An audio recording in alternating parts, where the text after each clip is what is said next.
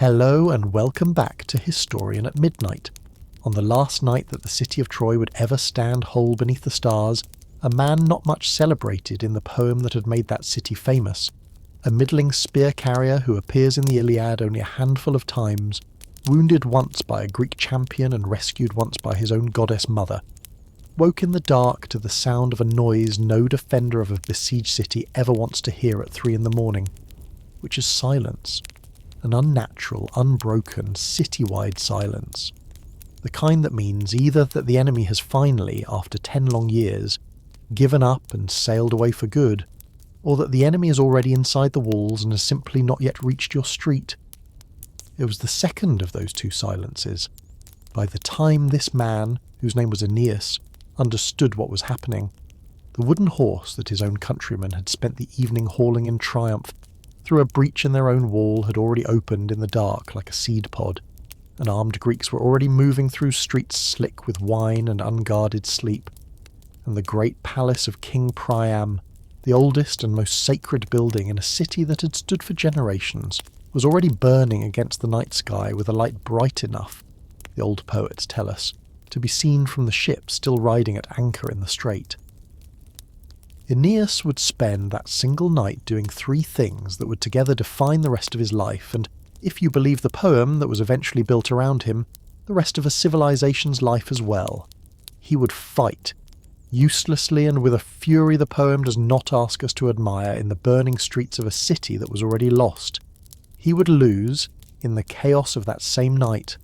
the wife who had walked beside him his entire adult life, a woman named Creusa, who slipped away somewhere in the smoke and the running and was never seen alive again, and whose absence he would not even notice, in the way that grief and shock let us not notice things, until it was already far too late to go back for her. And he would carry his own elderly father bodily out of the flames on his shoulders, leading his small son by the hand out through the gates of a city that had raised him, toward a coastline and a sea, and a future that no one in that burning street could possibly have imagined. A future that would not end. 7 long years, and one entire second epic poem later, until a small band of shipwrecked, homesick, grieving refugees had crossed most of the known Mediterranean world to found, on a hillside above a muddy river in central Italy, the improbable seed of what would one day call itself Rome. We are not going to rush to that hillside tonight, any more than we rushed, on other nights in this room, to the wooden horse itself, or to the silver mountain, or to the last morning of a great fire. That is not how this channel tells its stories, and the story of Aeneas, more than almost any tale we have taken up here, rewards patience, because it is not really one story at all, not in the way a modern audience expects a hero story to be one thing. It is instead a hinge, a single life stretched taut between 2 entirely different worlds and 2 entirely different kinds of poem. Behind Aeneas lies the world of the Iliad, the world of Troy, and its 10-year siege and its wrath and its grief. A world that fell, in every version of this story, into fire and slavery and ruin on a single terrible night. And ahead of him, though he could not have known it as he stumbled out of that burning city with an old man on his back, lies an entirely different kind of story, a founding story, the long, wandering, unglamorous work of turning a handful of refugees with nothing left but some rescued household gods and a prophecy they only half understood into the ancestors of an empire. Tonight, we are going to walk that whole hinge, from the last night of one city to the first uneasy peace of another, because it is one of the strangest and most quietly moving journeys that the ancient world ever told about itself. A story about what a person, and in a very real sense what a whole people, are left to build when everything they were before has burned to the ground behind them. Let us say the thesis plainly, here at the very beginning, the way we like to on this channel, so that you know the shape of the long night that is coming, because this one is going to be long, and it is going to ask something different of you than some of our other nights have. This is a story about the cost of survival, about what it actually means, once the flames have died down and the ships are loaded and the weeping has to stop because there is rowing to be done, to be the one who lives when a whole world has ended around you, and to be handed, on top of that ordinary unbearable grief, a duty that is not your own. A duty owed not to yourself, and not even really to the people you love who are still living beside you, but to people who have not been born yet, generations you will never meet. A nation that does not exist, and that you yourself, in your own lifetime, will only ever glimpse the very first muddy, unpromising outline of. The Greeks who told the story of the Trojan War, as we spent an entire night in this room discovering, told a story about glory, about a wrath so large it needed a goddess to sing it, about individual men winning individual immortal fame in individual duels on an open plain. The story of Aeneas, composed centuries later in an entirely different language, by an entirely different civilization looking back at the ashes of Troy and asking what could possibly have been salvaged from them, is a story about something almost the opposite of glory. It is a story about duty, about a virtue the Romans themselves had a specific word for that does not translate cleanly into English: pietas, a heavy, patient, unglamorous devotion to one's family, one's gods, and one's fated future, that would ask more, in the end, of quiet endurance than of any single flashing sword stroke, and that would cost its hero, before the story's done, nearly everything a man is usually allowed to want for himself. Before we drift into the rest of this story, take a quiet moment to like this video and subscribe, but only if you genuinely enjoy what I do here. And if you feel like it, leave your location and your local time down in the comments. It helps other restless, sleepless people find their way to this little corner of the night, and there is something pleasant about knowing that somewhere far away, a stranger is settling under the same dark sky, listening to the same slow story. So get comfortable, let your shoulders sink into the bed, and let yourself ease into the tale of Aeneas,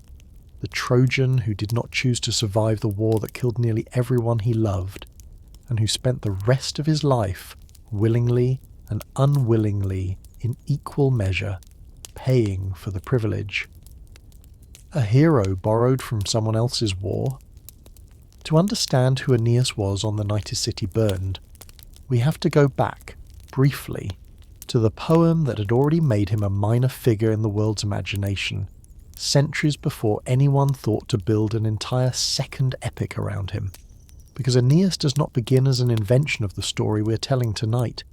He begins, like so much else in this whole tangled tradition, in the Iliad itself,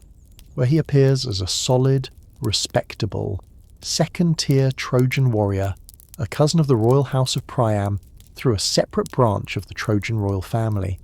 and, more importantly for everything that follows, the son of the goddess Aphrodite herself, whom the Romans would later call Venus, and a mortal shepherd named Anchises, a union the old stories tell in a manner both tender and faintly comic. The goddess of love and desire, in one of the poem's stranger tales, disguising herself as a mortal princess, and coming down to seduce a handsome young man tending his father's cattle on the very same slopes of Mount Ida, where, in a different story we told on another night, the shepherd Paris would later judge a contest between three goddesses that doomed the whole city. Anchises did not know at first that he had lain with a goddess, and Aphrodite, when the truth came out, is said to have made him promise, on pain of a thunderbolt from Zeus himself should he ever boast of it, never to tell anyone the truth of his son's parentage, a secret Anchises kept for years, and eventually in his cups at some forgotten feast could not resist letting slip, and paid for the boasting, in most versions of the tale, with a lightning bolt that left him lamed for the rest of his life, a wound that would matter a great deal on the night we opened with tonight, when a lamed old man had to be carried bodily out of a burning city on his own son's back rather than walking out on his own two legs. In the Iliad itself, Aeneas is a capable but not especially prominent fighter, notable chiefly for two things that Homer's audience would have found significant even if a modern listener passes over them quickly. The first is that he survives an encounter that ought, by the ordinary logic of that poem, to have killed him. In one of the middle books of the Iliad, the Greek champion Diomedes, in the same single afternoon of battle fury that saw him wound the goddess Aphrodite herself and send the war god Ares howling back to Olympus, very nearly kills Aeneas outright, crushing his hip with a boulder that the poem tells us two ordinary men of a later age could not have lifted between them, and it is only the direct, urgent intervention of the gods, first Aphrodite herself rushing to shield her wounded son with her own body and being wounded for her trouble, and then, when even a goddess proves too fragile a shield against a maddened Greek champion, the war god Apollo himself, wrapping Aeneas in a concealing mist and spiriting him bodily away from the battlefield to be healed in a sacred temple that saves his life. It is an unusual amount of divine attention to lavish on a fighter who is, by any measure of the poem's own action, a secondary figure, and ancient audiences, steeped in a tradition of prophecy and fate that we have discussed on other nights in this room, would have understood immediately that a poem does not spend two separate divine rescues on a man who is meant to simply die anonymously on a plain outside Troy, along with 100 other named and unnamed spearmen. And the second notable moment gives us the reason why. Later in the same poem, the sea god Poseidon, who otherwise supports the Greek cause with the same grim determination he will later show, in an entirely different story we have told in this room, in hunting down a single Greek survivor of this same war across 10 years of open ocean, intervenes to save Aeneas' life a second time, this time from the hands of Achilles himself, the greatest and most terrible fighter in the entire Greek army, and Poseidon's reasoning given aloud to the other gods in one of the Iliad's quieter and more prophetic passages is worth carrying with us through everything that follows tonight, because it is, in a very real sense, the single sentence that the whole rest of this story grows out of. It is fated, Poseidon says, that Aeneas will survive, so that the line of Dardanus, the ancient founding ancestor of the Trojan royal house, will not perish utterly from the earth, and that Aeneas and the sons who come after him will one day rule over the Trojans in the years to come, since the line of Priam himself has been hated by the gods and is doomed to end. It is a small, almost throwaway prophecy in a poem that is not, in the end, about Aeneas at all, buried in the middle of an epic composed centuries before anyone had any particular reason to care about it, and yet it is the seed from which an entire second civilization's foundation myth would eventually grow. The promise, made in passing by a sea god in the middle of someone else's war story, that when Troy itself was finally allowed to die, one single branch of its royal line would be permitted by the deliberate design of fate itself to live on and carry something of the fallen city forward into a future none of the Trojans fighting and dying around Aeneas that day could have begun to imagine. It would be several centuries and an entire change of language, culture, and empire before anyone did anything serious with that small prophetic seed. The story of Aeneas as we're going to tell it tonight, the flight from Troy, the long wandering across the Mediterranean, the doomed love affair in North Africa, the descent into the underworld, the war in Italy that finally, bloodily, established his people on the soil that would one day belong to Rome, comes to us overwhelmingly from a single source, a Roman poet named Publius Virgilius Maro, whom the English-speaking world has called Virgil for so many centuries that we will use that name for the rest of tonight, writing in the final decades before the birth of Christ, at the express and deliberate request, so ancient tradition tells us, of the first Roman emperor, Augustus, who wanted very badly for his young empire, freshly emerged from a century of brutal civil war, to possess a foundation story worthy of standing beside the Iliad and the Odyssey, a Roman epic that could claim, with a straight face, that Rome's origins reach back not merely to a she-wolf and two abandoned twins on a riverbank, a story we have not told in this room yet and may well tell on another night, but all the way back to the smoking ruins of Troy itself, to the very war that had given the Greek world its own founding legend, so that Rome's claim to greatness would not have to be invented from nothing but could instead be grafted, cutting by careful cutting, onto the oldest and most prestigious trunk the ancient world had to offer. We will have a great deal more to say deep into tonight's story, about Virgil himself, about the astonishing 11 years he spent composing this single poem, and about the famous, haunting fact that he died before he ever considered it finished, and asked on his deathbed that it be burned rather than published in the state he had left it, a request the Emperor Augustus personally overruled, so that the poem you are about to hear tonight exists at all only because one dying poet's wishes were, for once in the long history of art, deliberately ignored by the most powerful man in the world. But for now, it is enough to know this. Everything that follows tonight is not a story that grew slowly out of centuries of anonymous firelit retelling, the way the tales of Troy itself did. It is, in large part, the deliberate, polished, extraordinarily learned work of one single genius, writing at one particular moment in history, for one particular political purpose, and it is one of the strange miracles of this whole tradition that a poem written so consciously to flatter an emperor and legitimize an empire also became, almost immediately and for every century since, one of the most emotionally devastating meditations on grief, duty, and the terrible price of history that any civilization has ever produced. The Last Night of Troy. Let us go back now, properly, to the night we opened with, and tell it in full, because everything that follows in this story only makes sense if you have stood, as Aeneas himself stood, in the burning streets of that particular night, and felt exactly how fast an entire world can end. By the 10th year of the siege, we have already spent a whole evening describing in this room. The Greek army camped on the beach below. Troy's walls had tried everything that 10 years of siege warfare could teach a Bronze Age army to try, and none of it had worked,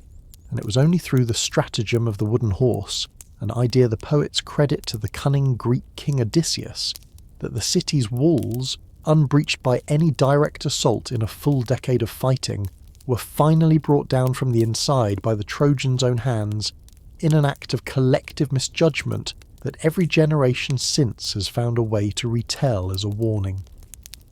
The horse was left standing on the empty beach, the Greek fleet apparently withdrawn over the horizon, and the Trojans, exhausted by a decade of siege and desperate to believe their long nightmare had finally ended, dragged the great wooden thing through a gap they tore in their own defensive wall, wreathed it in flowers, and spent that final night in a citywide festival of relief and wine, never suspecting that a picked force of Greece's finest warriors sat crouched and silent in its hollow belly, waiting only for full darkness and a single signal fire lit by a spy planted among them for exactly this purpose. Aeneas, on that final ordinary evening of Troy's long life, was, so far as the poem allows us to reconstruct it, an ordinary Trojan nobleman going to sleep in his own house, a husband to Creusa, one of King Priam's own daughters, and a father to a small son named Ascanius, whom the later Roman tradition would also call, with real historical weight we will return to, Iulus. And it is worth pausing here, before the fire even starts, to notice how deliberately the poem has assembled in one single household, exactly the group of people its whole later story will need. An old father whose lamed leg makes him unable to save himself, a young son too small yet to fight or even fully understand what is happening, a wife whose fate will be resolved, by the poem's own hand, in a way that leaves her husband free, and a household altar of small sacred images, the Penates, the guardian gods of Troy itself,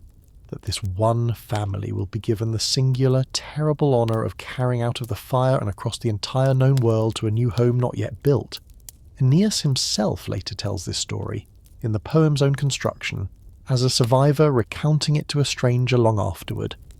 which lets Virgil do something the Iliad, composed centuries earlier and telling its own war in the third person, from something like a bird's-eye view, never quite attempts, to give us the fall of Troy not as a wide historical event witnessed from a comfortable distance, but as a single confused, terrified, smoke-choked night, lived through by one particular man who did not, in that moment, understand what was happening any better than we would have. He woke, in his own account, to the ghost of Hector himself, the greatest of Troy's fallen champions, appearing to him in a dream, his body still bearing the wounds and the dust of the dragging Achilles had subjected it to in a story we have told on another night in this room, and the ghost's message was simple and terrible, and left no room for the kind of desperate city-saving heroism that every instinct in Aeneas's own body was about to demand of him anyway. Troy is finished, the ghost tells him. Its gods themselves have already abandoned its altars. There is nothing left here for one man's sword to save, and if any strength could have defended these walls, this hand, meaning Hector's own hand, would have defended them. And instead Aeneas's task now is not to die gloriously in a lost cause, but to gather up Troy's sacred household gods and flee. To find them somewhere across the sea, a new city, one that Aeneas himself would spend long, difficult years searching for and would not live to see fully built. It is one of the most important moments in the entire epic, and it is worth sitting with, because it establishes, right at the very start of the story, the entire moral shape of everything that follows. Unlike Achilles, unlike Hector himself in the story we told on another night, Aeneas is explicitly told, by the ghost of the man who died trying to be exactly that kind of doomed, glorious defender, not to be a hero of that particular kind at all. His courage, from this very first night onward, is going to have to be a different, less flattering kind of courage. The courage to leave rather than to stand, to survive rather than to die well. And the poem asks its listeners, again and again across the long night we're about to spend together, to consider whether that quieter, harder, more thankless kind of courage is not, in its own way, the more difficult thing to sustain. Aeneas, in his own telling, did not listen to the dream at first, and it is worth pausing on that too, because it makes him more human and less immediately obedient than a simple morality tale would require. Waking to the sound of fighting already spreading through the city, and the light of Priam's palace already burning against the sky, he did what any trained warrior in that world would do, seizing his weapons and running toward the sound of the fighting rather than away from it, joining a small, desperate, doomed band of Trojan soldiers who fought their way through streets already full of Greek soldiers, disguising themselves at one point in a stratagem the poem describes with a grim and complicated honesty, in captured Greek armour to move more freely through the chaos and strike from ambush. A deception that worked for a while and then turned lethally against them when their own countrymen, unable to tell friend from foe in the darkness and confusion, began attacking them as enemies as well. It is in the fighting of this single endless night that the poem gives us its most harrowing single scene, the death of old King Priam himself, Troy's ancient ruler, who put on his own long unused armour one last time in his own palace, and was cut down at his own household altar, the most sacred place of refuge in the ancient world, by Achilles' own son, a young man whose name in some tellings is given as Pyrrhus, and in others as Neoptolemus. A killing so cold and so deliberately staged, the old king's body left headless and nameless on the shore according to the poem's own bitter closing line about it. That Aeneas, watching it from a nearby rooftop, is said to have thought suddenly, and for the first time that whole night, of his own father and his own wife and his own small son, waiting for him at home while he played at glory in streets that were already lost, and it was that thought, more than any divine ghost's instruction, that finally sent him running back through the burning city toward his own house, instead of toward one more doomed stand. He found his father Anchises when he reached home, refusing at first to leave at all, an old man's stubborn insistence that he had already lived his life and would rather die in the ruins of the only city he had ever known than be carried off as a burden on his son's back into an unknown and probably briefer future. And it took two separate omens, the poem tells us, sent in quick and almost desperate succession by the gods themselves to change his mind. First, a small, harmless tongue of flame that appeared, without burning or harming him in any way, playing around the head of the sleeping child Ascanius, a portent of divine favour so unmistakable that even a stubborn old man could not argue with it. And then, when Anchises still hesitated, a single flash of lightning and a shooting star that Anchises himself, still enough of a seer in his own right to read the sky correctly, recognised as confirmation, and only then did the old man consent to be carried. And it is that image, more than the burning horse or the murdered king, that the whole later tradition would seize on and return to again and again as the single defining picture of this entire story. Aeneas himself bending down in the middle of a burning city to lift his own crippled father bodily onto his shoulders, taking his small son by the hand to walk beside him, and gathering into his father's own arms the small sacred images of Troy's household gods, because his own hands, having just come from battle, were considered too stained with bloodshed to touch such holy things directly. 3 generations and an entire civilization's worth of sacred inheritance balanced, quite literally, on one exhausted man's back, walking out through streets of fire toward a gate and a future he could not see.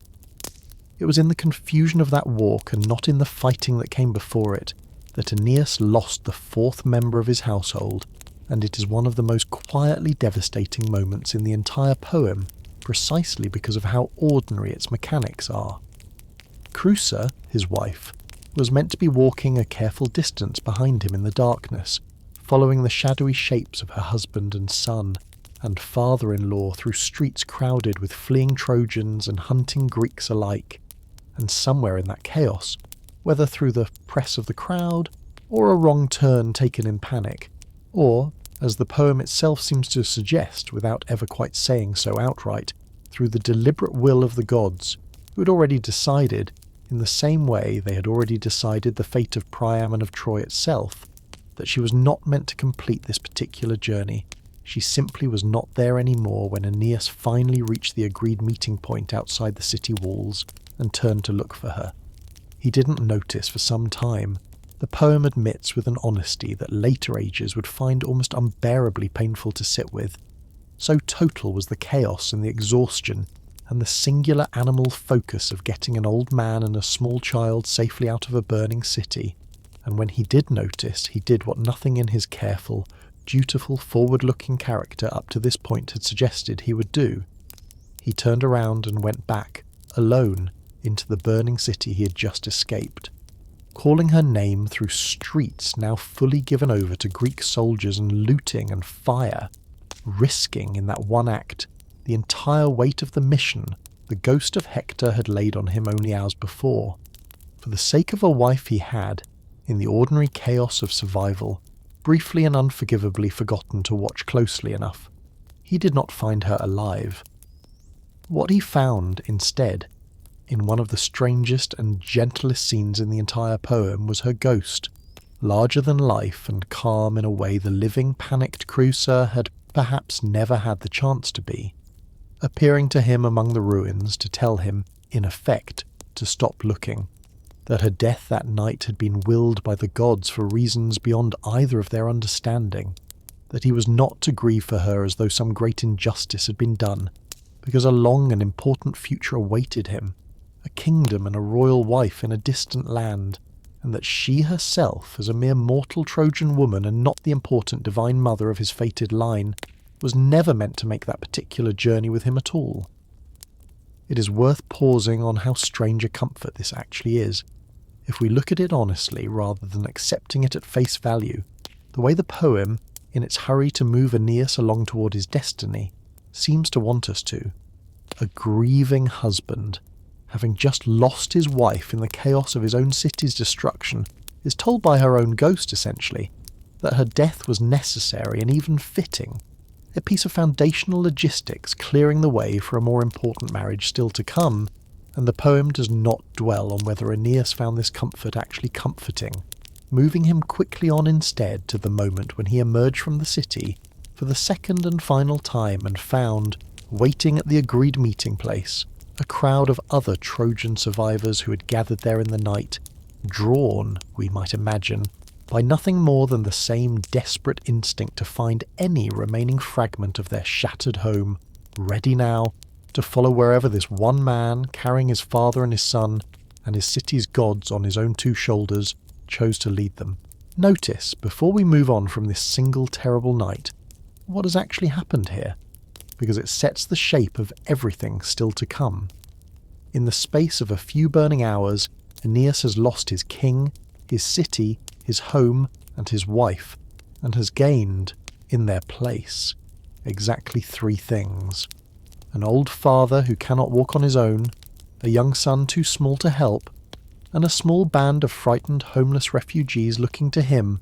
of all people, a middling warrior who was not even present at most of the war's great and famous deeds, for leadership he has never asked for and does not yet know how to provide. This is the entire engine of the story we're going to spend the rest of tonight telling. It is not a story, like the Iliad, about a single warrior's glory, and it is not a story,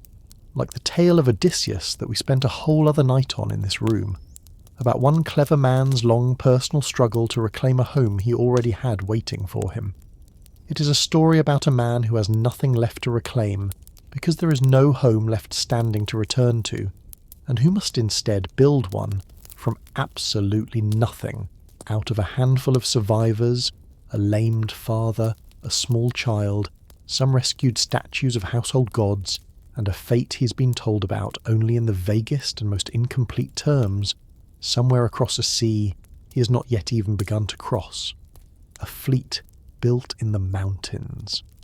The survivors who gathered around Aeneas in the days after Troy's fall did not sail away at once, and it is worth pausing on the practical, unglamorous work that had to happen first, because the poem itself pauses on it, and because it tells us something true about how differently this story treats the aftermath of a catastrophe compared to the stories of individual glory we have told on other nights in this room.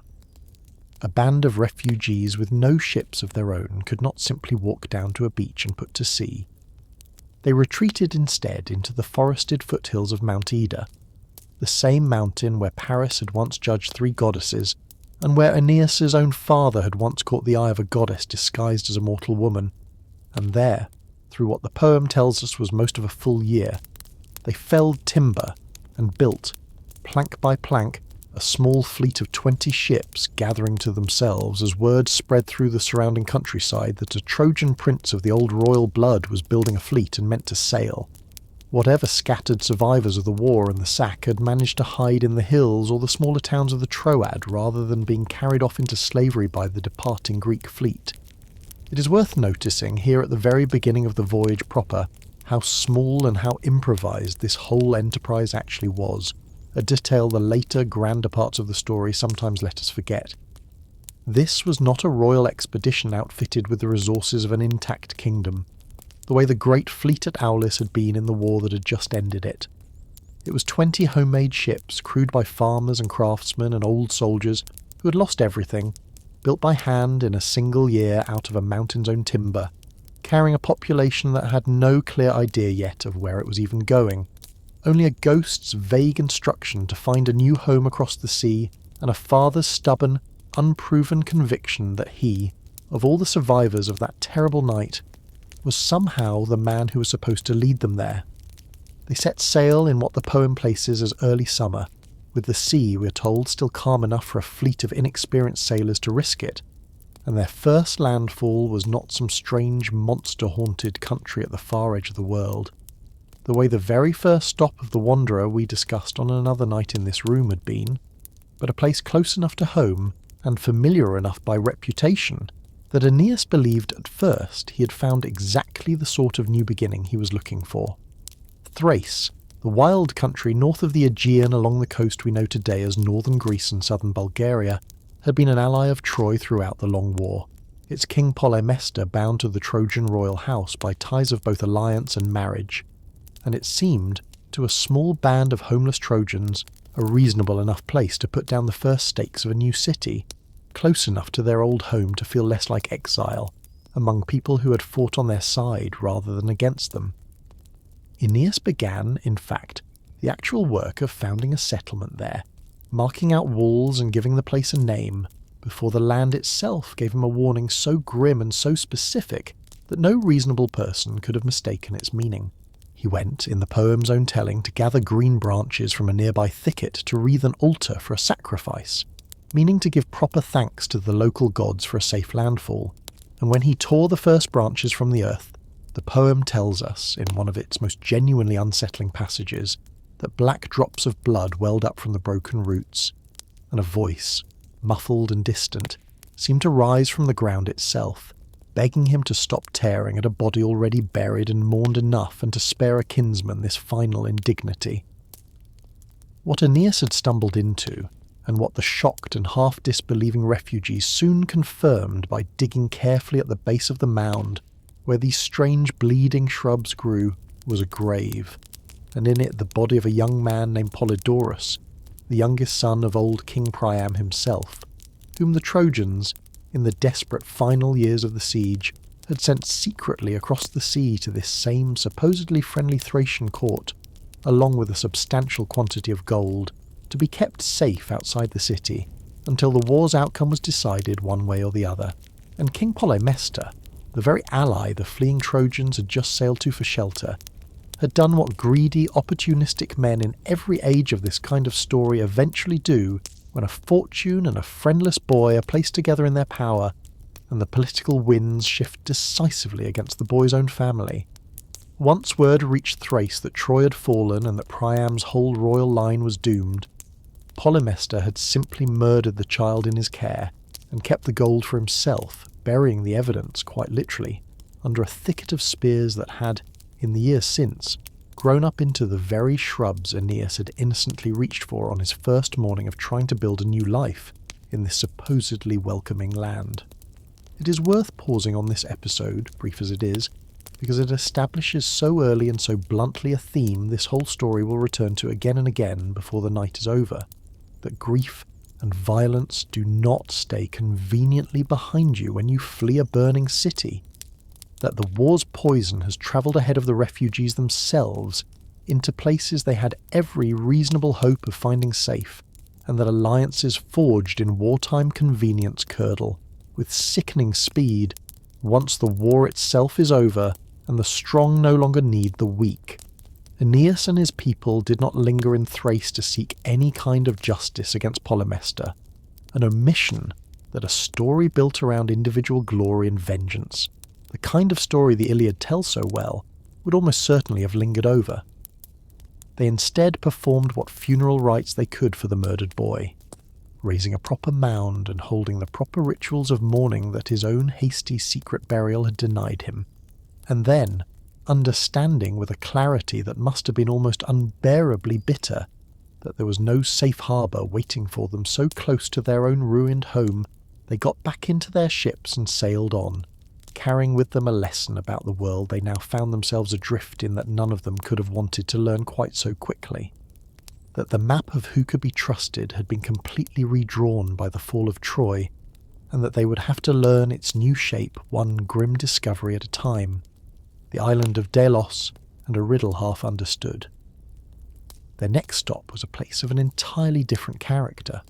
the small, sacred, famously barren island of Delos in the middle of the Aegean, which Greek tradition held to be the birthplace of the god Apollo and his twin sister Artemis, and which functioned, in the religious geography of the whole ancient Mediterranean world, as one of the most important oracular sanctuaries outside of Delphi itself, a place where a desperate and directionless band of refugees might reasonably hope to receive something more useful than another grim omen, an actual answer, spoken plainly by a god, about where exactly they were meant to be going. Aeneas was received there, the poem tells us, by King Aeneas, who ruled the island as both its secular king and Apollo's own high priest, an old friend in some tellings, of Aeneas' own father from years before the war, and it was in Apollo's own ancient temple on that island that Aeneas asked the god directly for guidance, and received, in classic oracular fashion, an answer that was both perfectly clear and, in the moment, almost completely useless, because it was so easy to misread. Seek out, the god's voice told them, speaking from the temple's very foundations in a way the poem describes as shaking the whole sanctuary, the ancient mother who bore you, the original homeland of your most distant ancestors, for there the house of Aeneas will rule over every corner of the earth, and his sons' sons, and all who are born from them. It is a magnificent, sweeping promise, exactly the kind of grand destiny a homeless people desperately wants to hear, and it is also, as the very next stage of this story is about to demonstrate at painful length, almost impossible to act on correctly, because it names no actual place, only a genealogical riddle. Which ancestor precisely, and which ancient mother precisely was the god actually pointing to? Aeneas' own father Anchises, drawing on his knowledge of the old Trojan royal genealogies, believed he had the answer, and it is worth sitting with how confident and how wrong that confidence turned out to be, because it is one of the poem's quietest and most human touches. Even a wise old man, even a father whom the gods themselves had chosen to favour with a goddess's love, could look at a genuinely ambiguous piece of divine guidance and convince himself with total sincerity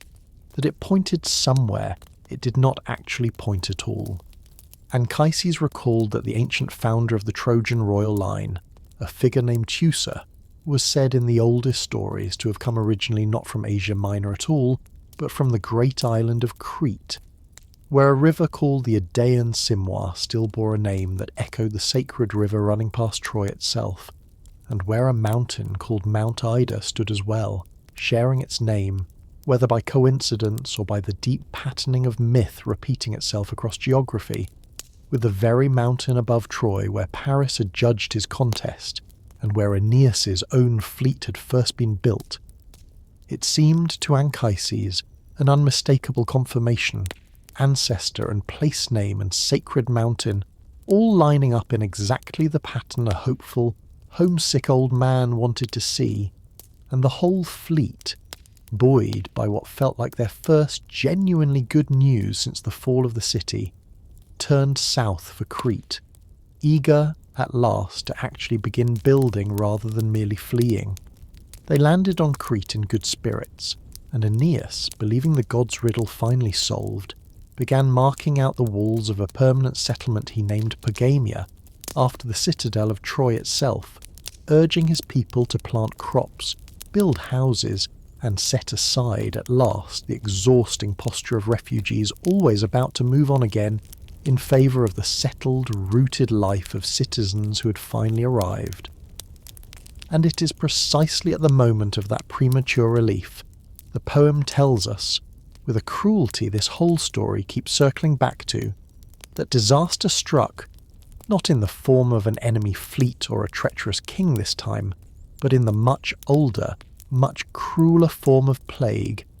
a sickness that swept through the half-built settlement, withering crops in the fields and striking down men and animals alike. A punishment, though for what exact offence the stricken Trojans themselves could not say, since they had, so far as they knew, done everything the oracle had asked of them.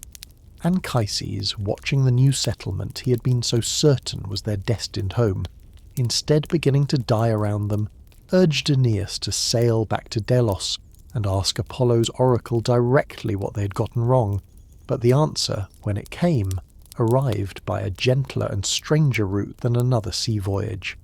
It came to Aeneas in a dream, in the depths of one exhausted, plague-haunted night,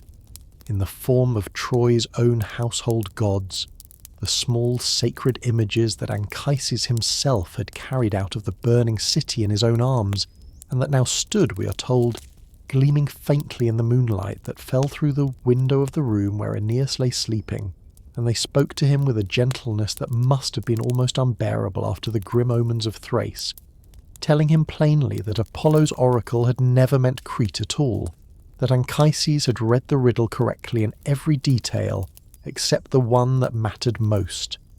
mistaking a distant ancestral echo for the true and much closer destination the god had actually intended. There is another land, the gods' voices told him, that the Greeks call Hesperia, an ancient and fertile country to the west, whose native people call it Oenotria, but which men of a later age, the dream told him with a strange and knowing precision, would come to call Italy, after a king named Italus who once ruled there. And it is from that western land, and not from Crete at all, that their own most distant ancestor Dardanus, the original founder of the whole Trojan royal line, had set out long ago before ever reaching Asia Minor and founding Troy in the first place. Go there, the small statues told him, for that is the true seat the god had promised, the ancient mother from which the whole line had originally sprung, and only there, and not on this plague-stricken island, would his father Anchises, his people, and his sons after him at last find rest. It is worth pausing on how strange, and how quietly instructive, this entire episode actually is,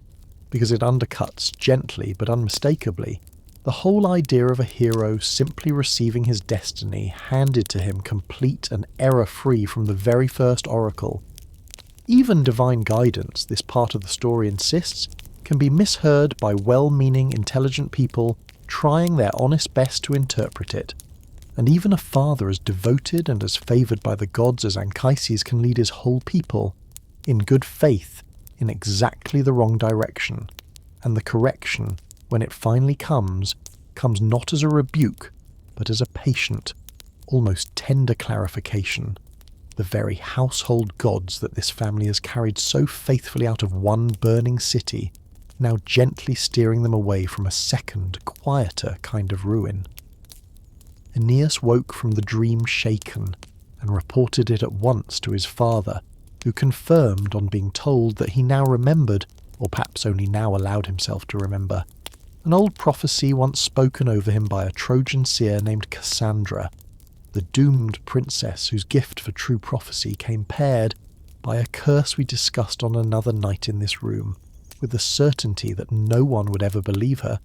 a prophecy that had spoken explicitly of a distant western land called Hesperia, a prophecy Anchises had heard and half forgotten, and, in his eagerness to believe the riddle already solved, had simply failed to connect to Apollo's own recent words until his family's own rescued household gods spelled it out for him in a dream too vivid to dismiss. The plague-stricken settlement on Crete was abandoned as quickly as it had been begun, the half-built walls of the second Pergamia left to the wind and the sickness that had driven them out, and the fleet turned west at last toward a destination they finally, if still only in the vaguest outline, understood. Not a place they had already half invented for themselves out of hopeful misreading, but a real land far across the sea, that a poet 1,000 years before their own listeners had already begun, without quite meaning to call Italy. The storm, and a warning from the Harpies. The voyage west from Crete was not gentle, and the poem, having just shown us how easily well-meaning people can misread the world's true signals,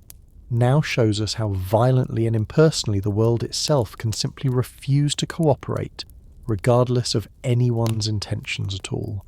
A storm caught the small fleet in open water, driving them for 3 days and 3 nights, the poem tells us, through darkness so total that not even the helmsman could tell, by the stars or by any other sign, which direction they were actually travelling. A passage that echoes, quite deliberately, the storm that drove a much more famous wanderer off course in a story we told on another night in this room. And it is worth pausing to notice that echo, because Virgil himself, composing this poem centuries after Homer's had already become the unquestioned model for every epic that followed it, was doing so with total, deliberate awareness of every parallel he was drawing, inviting his audience to measure his own hero's sufferings against a wanderer they already knew intimately, and to notice, as we ourselves are going to keep noticing across the rest of tonight's story, exactly where Aeneas' journey follows that older pattern, and exactly where it deliberately, pointedly refuses to. When the storm finally broke and land came into sight, it proved to be a small, wind-battered island group called the Strophides, and it was here that Aeneas' people encountered one of the strangest and most viscerally unpleasant dangers of the entire voyage. A flock of monstrous birds called the Harpies, creatures with the faces of women and the filthy, taloned bodies of vultures, whom older tradition already associated with sudden, inexplicable disappearances and with a particular kind of divine punishment visited on those who had wronged the gods, and who lived on these islands, the poem tells us, in a state of permanent screeching hunger. The starving Trojan sailors, spotting herds of wild cattle and goats grazing untended on the islands and seeing no sign of any human owner,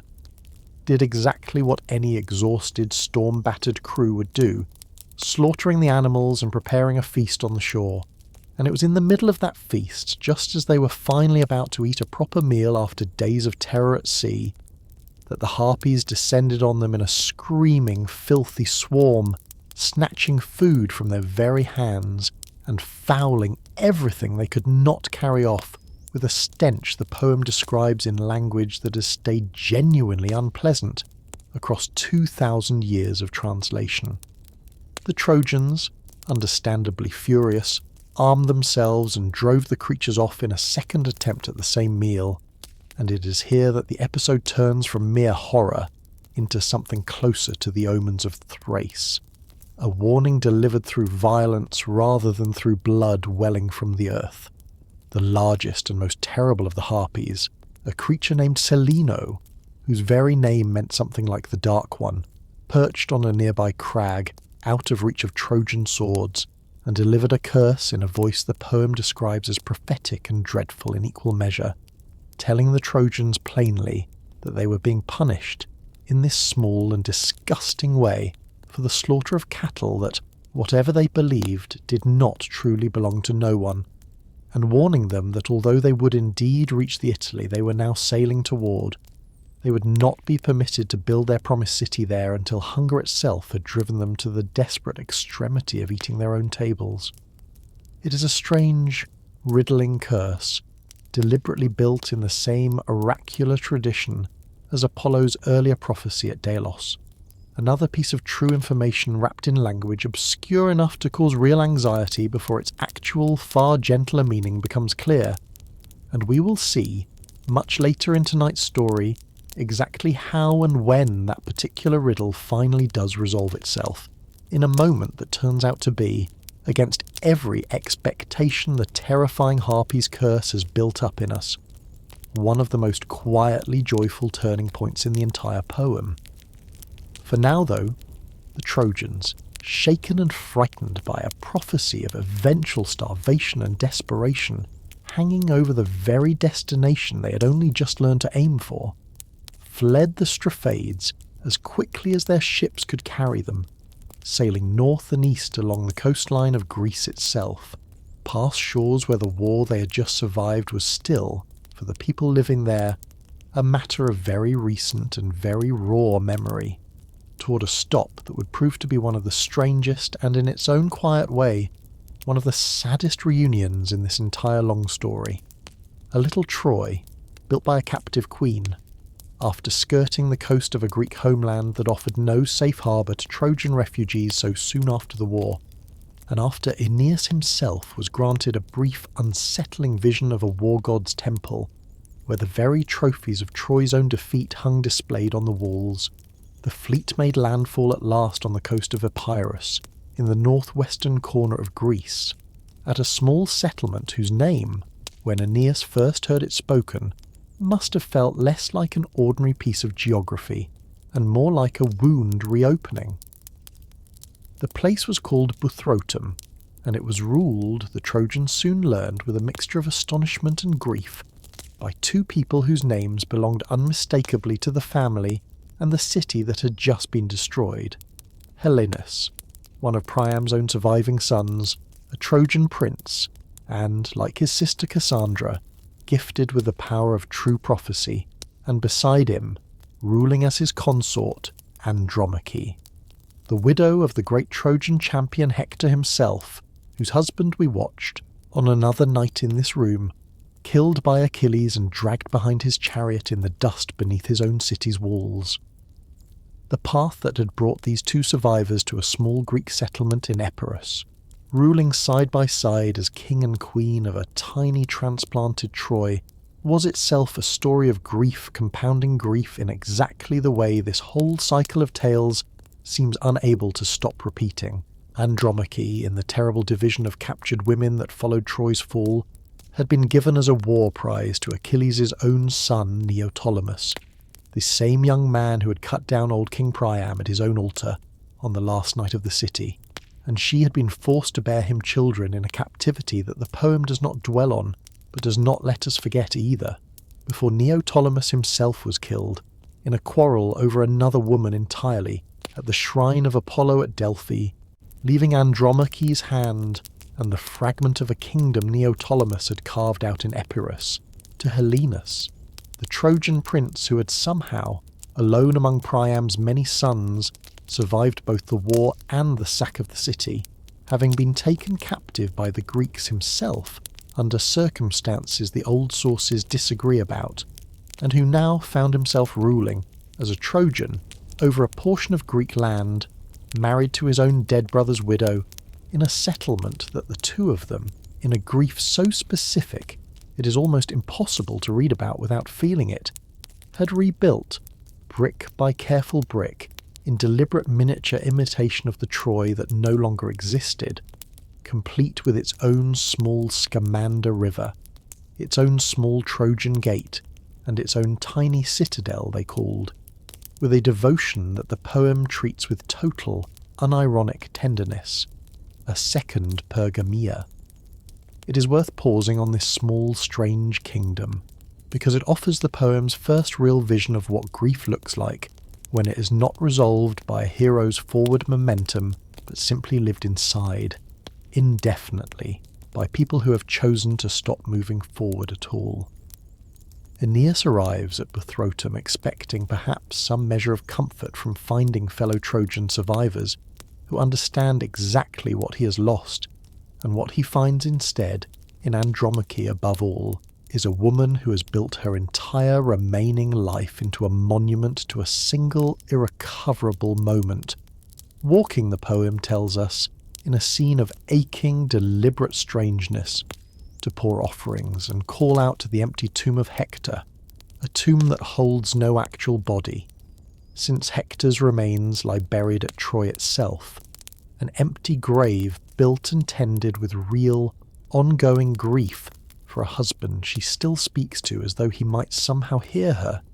in a country that is not her own, ruling beside a second husband who is, in his own way, only ever a smaller and living echo of the greater dead one. When Andromache first catches sight of Aeneas's small son, Ascanius, among the newly arrived Trojans, she is undone entirely, the poem tells us, mistaking him for a moment, in the confusion of grief and hope, for her own lost son Astyanax, the small boy we mentioned on another night in this room, whom the victorious Greeks, fearing even an infant heir of Hector's line might grow one day into an avenger, had thrown from the walls of Troy in the chaos of the sack, and it is one of the quietest and most devastating small moments in the whole poem. A mother's grief mistaking one child for another, because grief, in the end, does not much care about the difference. Helenus, for his part, offers Aeneas something more useful, if less emotionally direct, than his wife's grief. The clearest and most detailed prophecy of the entire voyage, a full accounting at last of the danger still ahead, and the route by which they might best be avoided. He confirms what the household gods had already told Aeneas in his plague dream on Crete, that Italy is indeed their true and fated destination. But he adds a crucial and sobering correction that reshapes the whole remaining journey. The nearest coast of Italy, the shore closest to Greece across the narrow strait,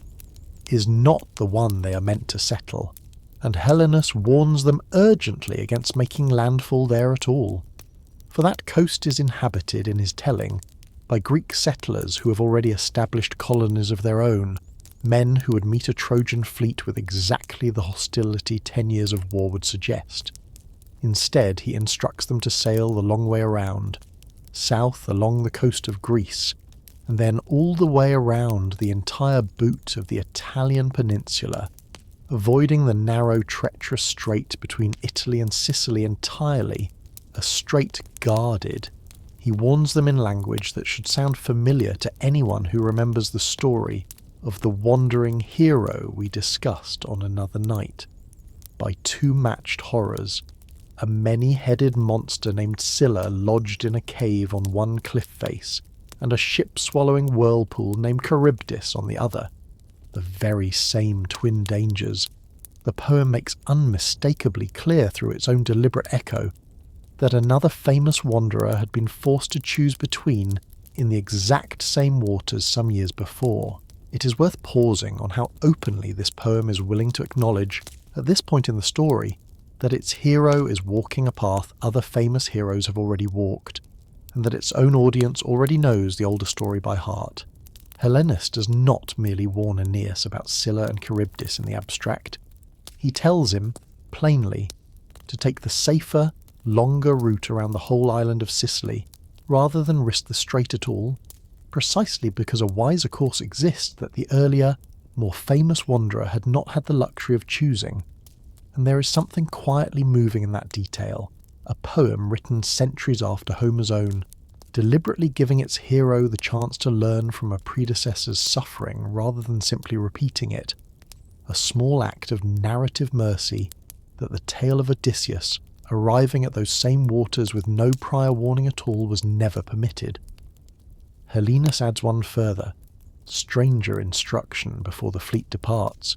that when they finally reach Italy, Aeneas must seek out, above all else, the aid and the prophecies of a particular sacred figure, an ancient priestess called the Sibyl, who dwells in a cave near a place called Cumae on the western coast of Italy, and who alone among all mortal seers can guide him safely down into the underworld itself to consult the spirit of his own father, a journey Helenus mentions almost in passing, as though it were merely one more piece of practical travel advice, but that the poem itself is quietly, patiently building toward as one of the single most important episodes in the entire epic,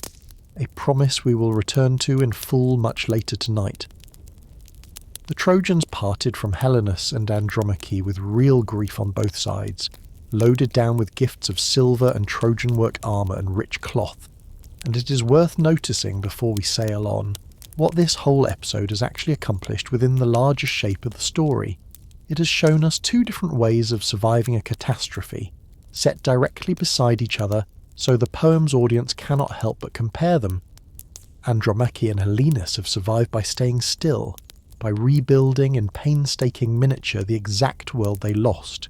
refusing to let go of a Troy that no longer exists anywhere else on Earth, and there is real dignity and real love in that choice. But the poem also lets us feel, in the empty tomb and the mistaken child, exactly how much of that choice is also a kind of permanent, comfortable paralysis. Aeneas, by contrast, cannot afford that particular comfort, because his own path forward demands the opposite discipline entirely, not the careful preservation of what was lost, but the harder, lonelier work of letting an old world go in order to build, eventually, an entirely new one, and it is one of the poem's quiet, recurring lessons, one we will see restated in different forms again and again before tonight is over, that grief, honestly and permanently inhabited, however dignified, is not, in the end, the same thing as the harder work of moving forward while still honouring what was lost. A one-eyed reminder and the death of an old man. The long detour around Sicily that Helenus had prescribed brought Aeneas's fleet soon enough into waters and onto shores that this channel's audience will find unnervingly familiar, because it was here, on the eastern coast of Sicily near the smoking, thundering peak of Mount Etna, that Aeneas's people had their one direct encounter with the very same monstrous race that nearly ended an earlier wanderer's homeward journey in a story we told on another night in this room, the one-eyed giants called the Cyclopes, and it is worth pausing on the fact that Virgil, at this exact point in his poem, does something bolder than mere echo. He brings back, as an actual character, a survivor of that earlier tale, giving his own audience a direct living bridge between the two epics. Sailing cautiously along that coast, wary after everything Helenus had told them of the dangers of this particular strait, Aeneas's men were startled to find, stumbling out of the woods toward their ships, a wild, filthy, starving figure of a man, dressed in rags stitched together from thorns and leaves, who threw himself at their feet and begged, in a voice the poem describes as still recognisably Greek despite everything the man had suffered, to be taken aboard, to any destination at all, even into slavery, so long as it meant escape from this particular shore. His name, he told them once he had recovered enough composure to speak clearly, was Achaemenides, and he had been, until quite recently, one of the crew of Odysseus himself, left behind by simple, terrified accident in the chaos of that earlier fleet's own escape from the very cave of the Cyclops Polyphemus that our other night's story described in such harrowing detail, forgotten in the panic and darkness of that desperate flight, and abandoned entirely alone on an island that was still very much the hunting ground of Polyphemus and his fellow one-eyed giants. For months, Achaemenides told his rescuers he had survived by hiding in the woods, eating whatever wild berries and roots he could scavenge, watching from a careful distance as the blinded Polyphemus, groping his way down to the shore each day with the other Cyclops to wash his ruined, still bleeding eye socket in the sea. A horror the poem describes with a vividness clearly meant to remind its audience of exactly how narrowly it had escaped the same fate himself. It is a small, strange, almost eerie moment in the poem, one epic reaching directly across into another and pulling out a single forgotten minor survivor to serve in this new story, as a living warning of exactly how real and how recent the dangers Helenus had spoken of actually were. And Aeneas, whatever wariness a Trojan might reasonably feel toward anyone who had once sailed with the very Greek king whose stratagem had burned his own city to the ground, took the desperate man aboard anyway, an act of mercy the poem treats as entirely unremarkable, because whatever old loyalties from the war might still technically divide a Trojan and a Greek, the plain, universal claim of a starving, terrified fellow human being begging for rescue outweighed it without any real argument at all.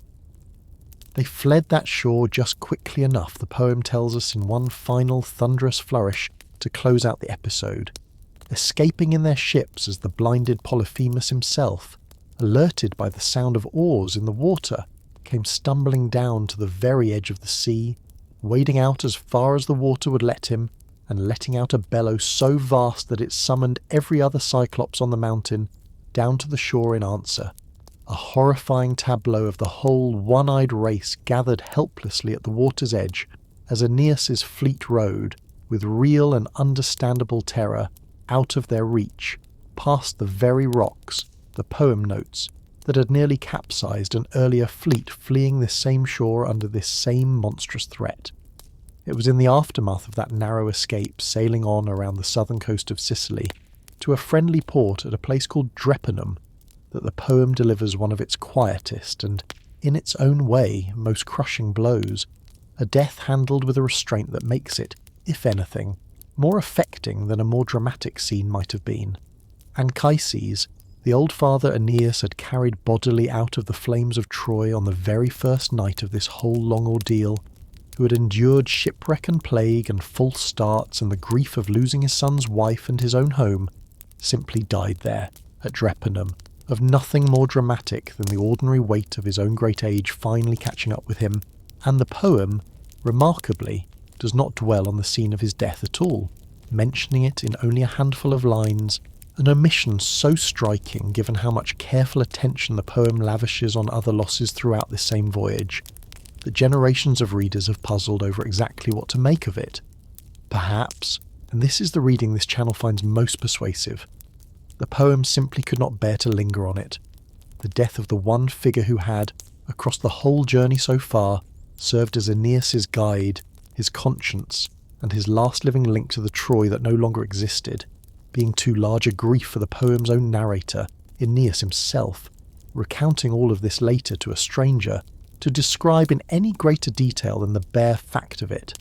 a silence that speaks, in its own way, louder than any extended lament could have. Notice what has now happened to Aeneas by this point in the story, because it matters for everything still ahead of him tonight. He has lost his city, his king, his wife, and now his father, the four people and things that had, between them, given his entire life, its shape, and its meaning before that first burning night in Troy, and he is left with only two things carried over from that old life: a small son not yet old enough to be any real companion in decision-making, and a small band of increasingly weary, homesick followers who look to him, more completely now than at any point before, as the only remaining authority holding their entire fragile world together. It is exactly at this lowest, loneliest point, with his last living family elder gone and his fleet spirits worn thin by years of wandering and false starts, that the story is about to deliver its cruelest and most unnecessary blow. Yet, not from any monster or any grieving ghost, but from a goddess who has been watching this entire voyage from the very beginning with an anger that has nothing at all to do with Aeneas himself, and everything to do with a grudge she has been nursing since long before he was even born. An old queen's jealousy and a bag of winds unleashed. To understand what happens next, we have to step back briefly from Aeneas' own journey and look instead at the goddess who has been quietly steering disaster toward him at every single stop along the way, because the poem itself steps back to do exactly that, opening its whole account of this new disaster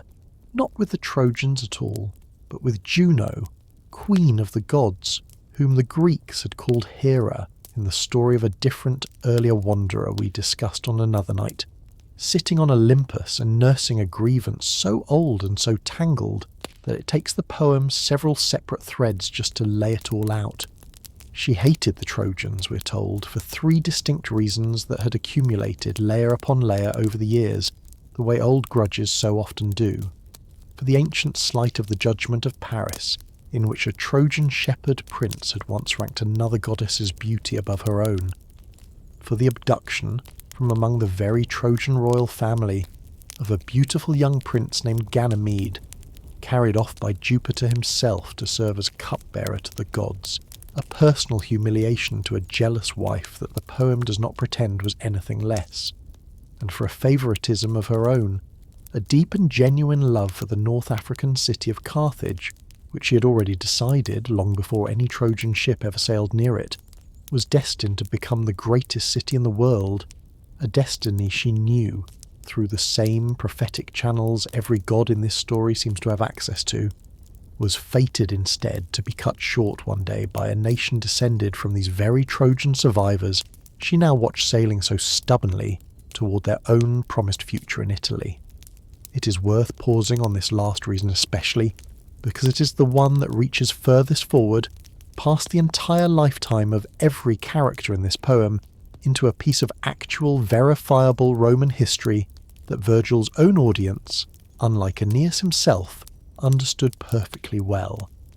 The wars between Rome and Carthage, a series of brutal conflicts fought some 7 centuries after the events of this poem, that very nearly ended Rome's own existence before it had properly begun. Wars that saw a Carthaginian general named Hannibal cross the Alps with an army that included elephants and come within a hair's breadth of capturing Rome itself. Wars that Virgil's own audience knew, with total historical certainty, Rome had eventually won, at ruinous cost, only after generations of struggle. Juno's grudge against a handful of shipwrecked Trojan refugees, in other words, is not merely a petty personal jealousy of the kind that drove so much of the divine mischief in the story of Troy's own war. It is, in this poem's own careful construction, the mythic seed of an entire future historical catastrophe, a goddess trying, with everything in her considerable power, to prevent a war that has not happened yet and will not happen for hundreds of years, by destroying, if she possibly can, the tiny and fragile line of ancestors from which her future enemy will eventually descend, seeing Aeneas's fleet finally within sight, at last, of the Italian coast they had struggled so long and so hard to reach. Juno resolved to prevent the landing by any means available to her, and she turned, for help, to Aeolus, the god and keeper of all the winds of the earth, who kept every gale and storm on the entire planet, penned inside a great mountain cave, a figure we have actually met before, on another night in this room, hosting an entirely different wandering hero and giving that hero, as a gift, a bag containing every contrary wind bound safely away, so that a single, favourable breeze might carry him home. Juno's request of Aeolus here is the exact dark mirror of that earlier kindness, Rather than binding the winds away to smooth a hero's path, she asks Aeolus to unleash them, all at once and with full force, directly against Aeneas's fleet, offering the wind god, in payment for the favour, the hand of one of her own attendant nymphs in marriage. And Aeolus, who owes his very authority over the winds to Juno's own favour in the first place,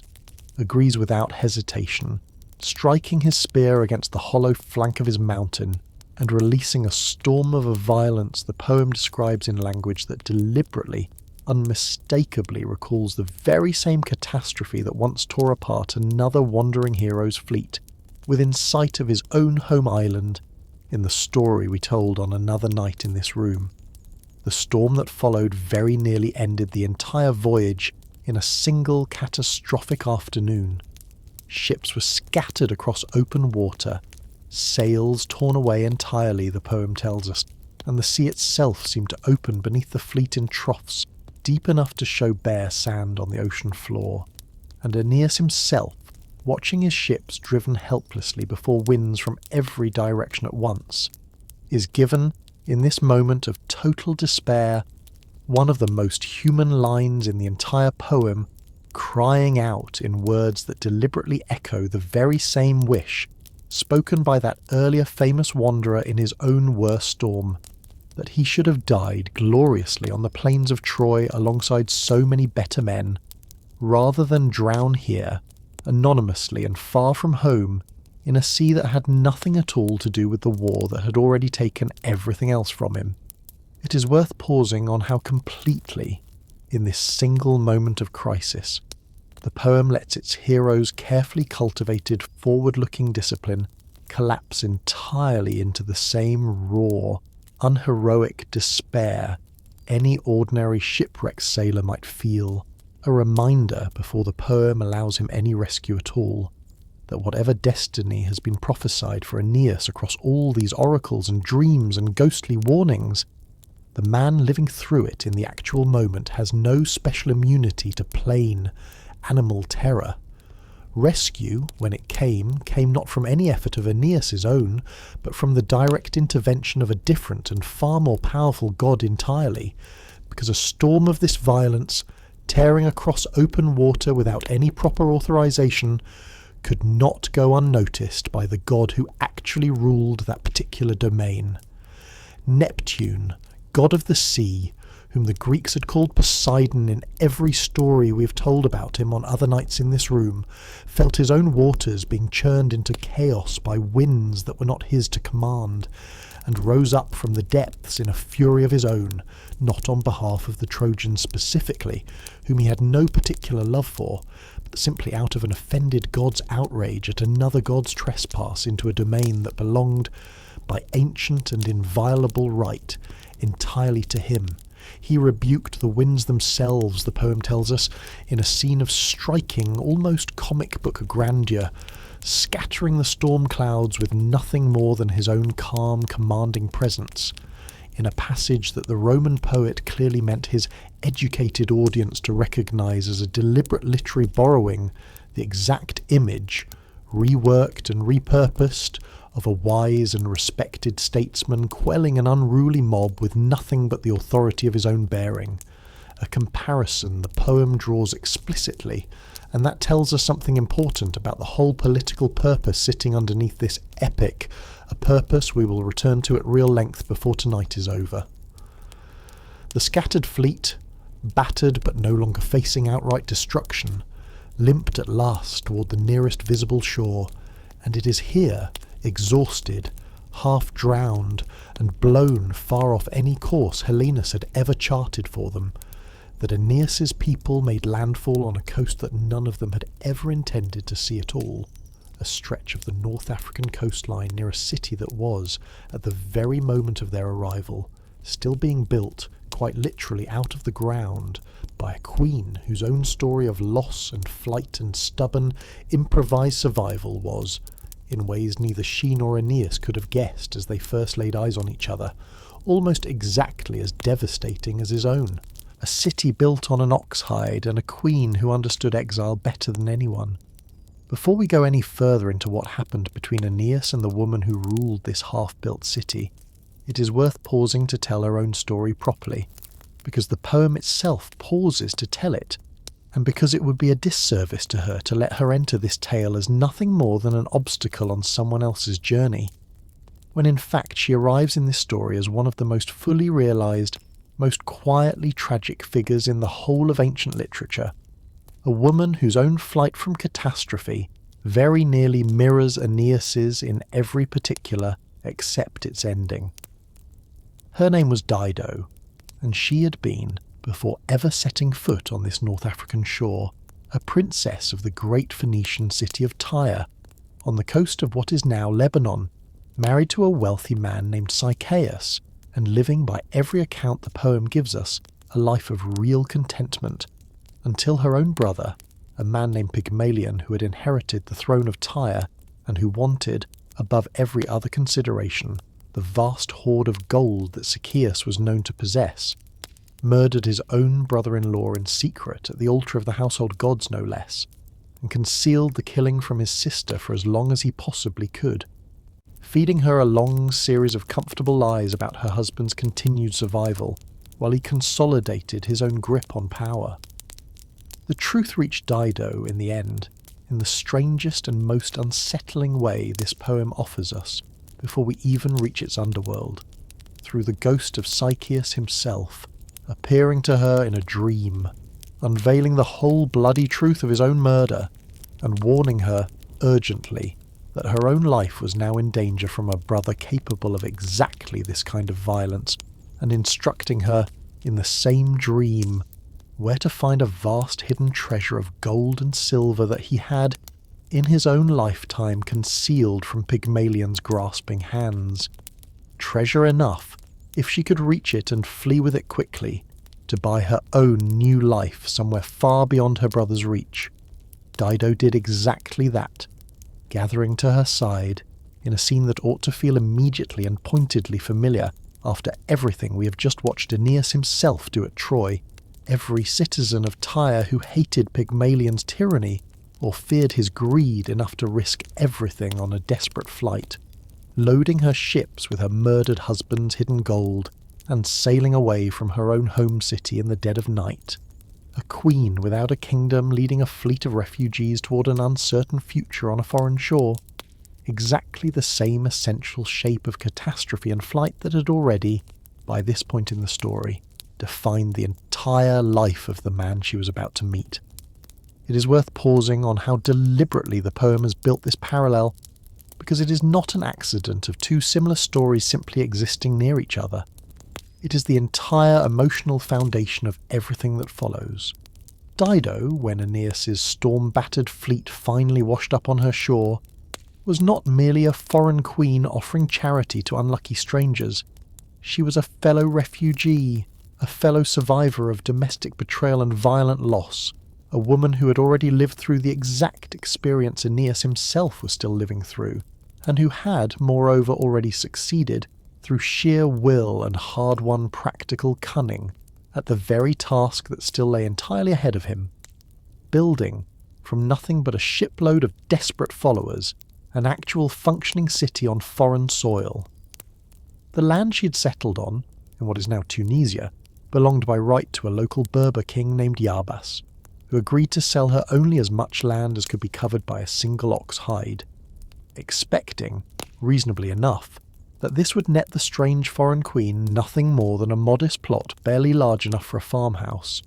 and Dido's answer to that condescending offer has become, across the centuries since,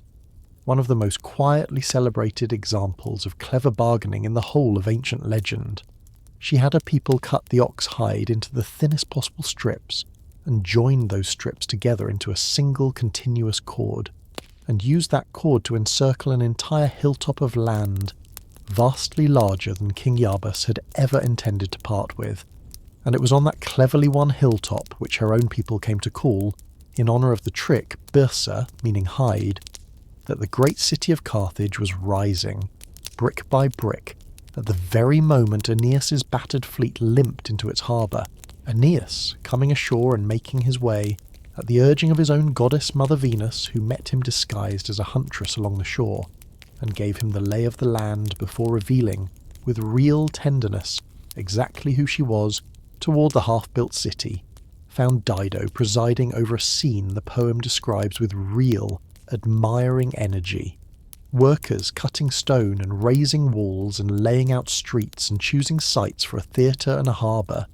A whole civilization visibly, physically rising out of raw hillside in real time. And it is worth noticing what this sight must have meant to a man who had, up to this exact point in the story, only ever known destruction, watching a city being built rather than burned for the first time since the ghost of Hector had told him, on that terrible first night, that his own destiny was to found exactly this kind of place somewhere far in the future. He's said to have murmured to himself, watching the busy hillside, a line that generations of readers have found unbearably poignant given everything Aeneas has already lost by this point in the story, marvelling aloud that these people, at least, were fortunate enough already to have the walls of their own city rising around them. Dido received the shipwrecked Trojans with a generosity that the poem takes real care to make understandable rather than merely convenient to the plot, because she herself, a refugee only a few years settled in a strange land, knew intimately what these newcomers were suffering, and told them so directly, in a speech the poem gives real weight to, that her own hard experience of misfortune had taught her not to be a stranger to it in others, and that she knew exactly what it meant to need help finding a place in a world that owed you nothing. She welcomed Aeneas and his surviving companions into her half-built palace with a lavish feast, and it was at that feast, in a structural echo the poem's audience would have recognised immediately, from a much older and more famous banquet scene in the story of a different wandering hero that Aeneas was asked by his hostess to tell the whole story of Troy's fall and of his own long wandering since, the very story we have already spent the first half of tonight telling in this room, recounted by Aeneas himself in the poem's own construction, across two long unbroken books of narration, to a rapt and increasingly moved audience of one, a queen listening in the firelight to a man whose losses so closely mirrored her own that it is hardly a surprise, looking back on it, that something more than simple hospitality began, somewhere in the telling of that long tale, to take root in her. It is worth pausing here, before we go any further into what grew between them, to notice something that this poem is doing very deliberately, and doing more honestly than a simpler kind of story would allow itself to do. It does not let Dido's growing love for Aeneas arise purely from her own free will and her own understandable sympathy for a fellow survivor. The gods themselves reach in and tip the scale, in a scene both a little strange and, once you sit with it, genuinely troubling.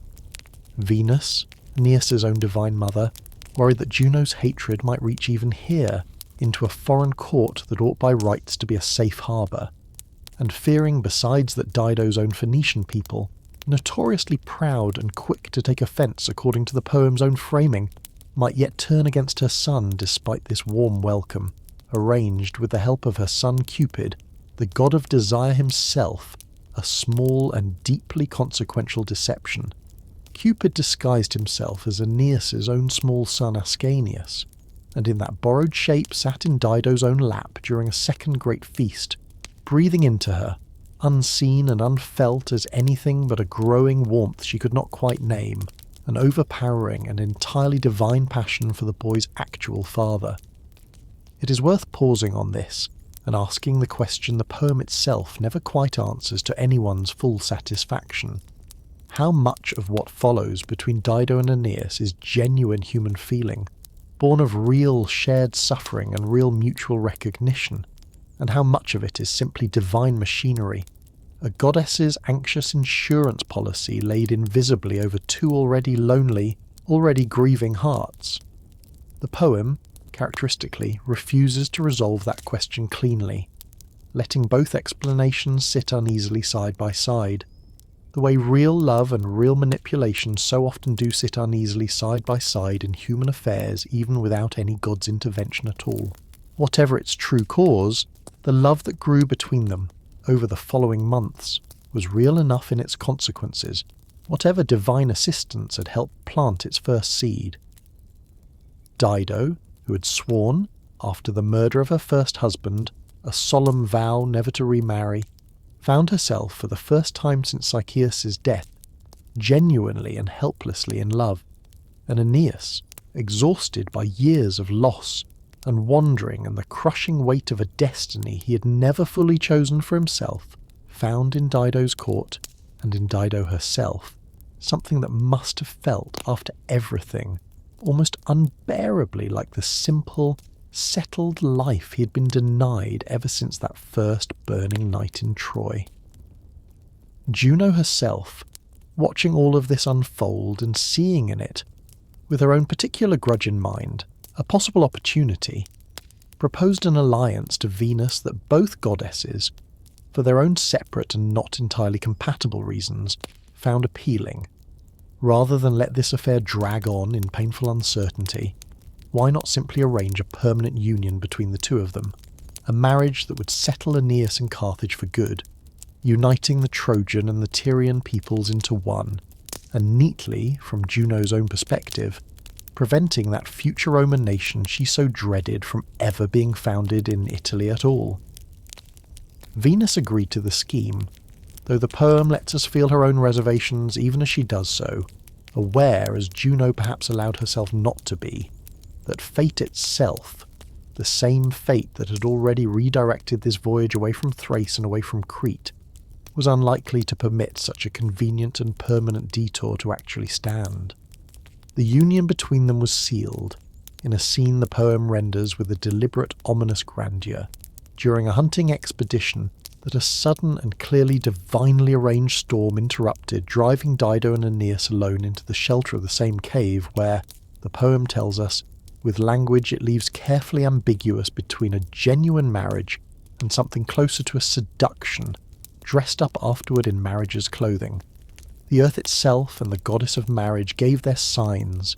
lightning flashing as though in witness, and mountain nymphs wailing from the high peaks in a cry.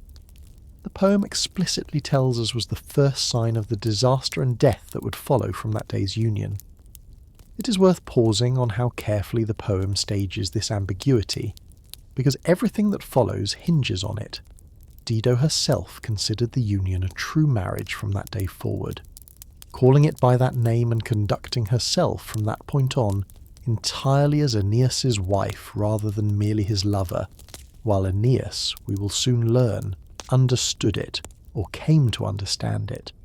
or perhaps only later convinced himself he had always understood it, as something looser and less binding, a distinction that would cost Dido everything, and leave Aeneas himself carrying a guilt the poem never allows him to fully escape.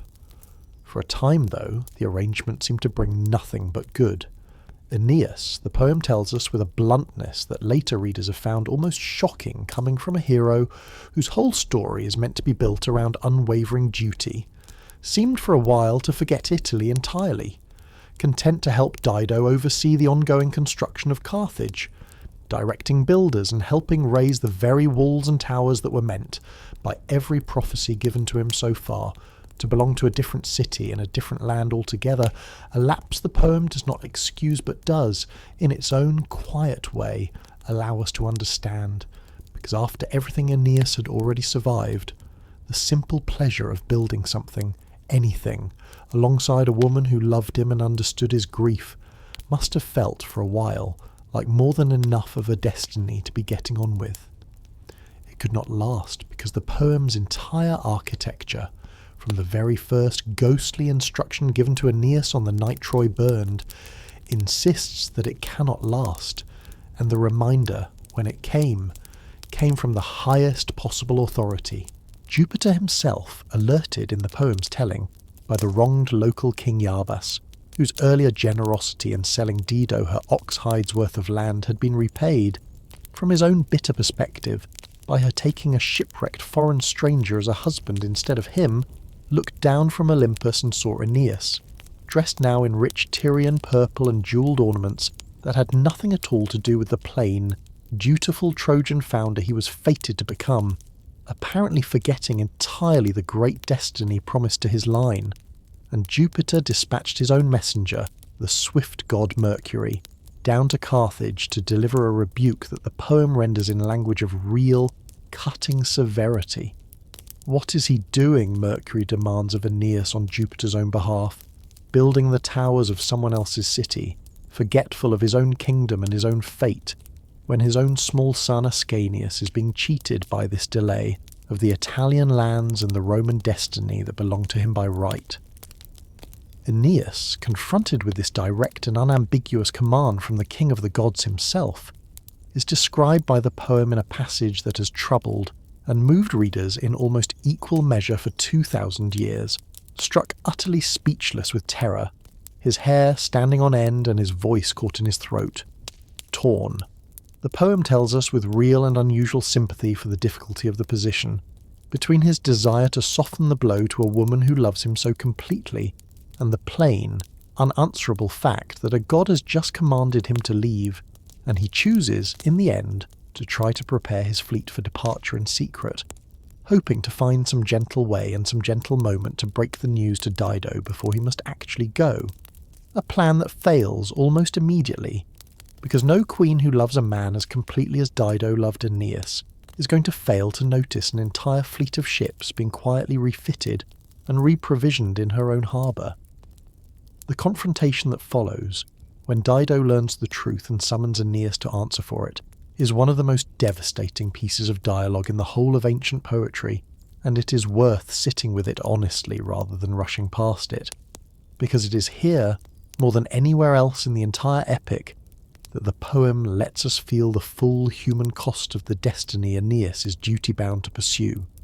Dido does not merely beg him to stay, she reminds him of everything she has already given up and risked for him, the local kings she has alienated by choosing him, the hatred she has earned from her own Tyrian people for a foreign match, the ruin of the reputation she had spent years building as a strong and self-sufficient queen who needed no man's help. And she asks him, in words that have echoed through 2,000 years of readers' own private heartbreaks, whether their marriage and their union meant nothing at all to him, whether he would truly abandon her, alone, in a half-finished city surrounded by enemies she has made on his account, for the sake of a kingdom in Italy that exists so far only in prophecy and dream. Aeneas's answer is, by any ordinary human measure, an inadequate one, and the poem does not pretend otherwise, letting his reply feel exactly as cold and as legally careful as it actually is. He tells her, first, that he never claimed the sort of marriage torchlit ceremony she believes bound them, a denial that the poem has already let us feel, through Dido's own understanding of that stormy cave, is at best a technicality, and at worst something closer to a betrayal of what she believed, in complete good faith, they had built together. And then he tells her the truth that the poem does want us to take seriously, however coldly he delivers it. That he does not go willingly, that if his own fate were his alone to choose, he would have stayed in the ruins of Troy itself and rebuilt what could be rebuilt there rather than ever undertaking this whole exhausting, grief-soaked voyage at all. But that Italy is not his own private wish, it is a command laid on him directly by the gods, delivered this very week by Jupiter's own messenger, and that every night he dreams of his father Anchises' own reproachful ghost,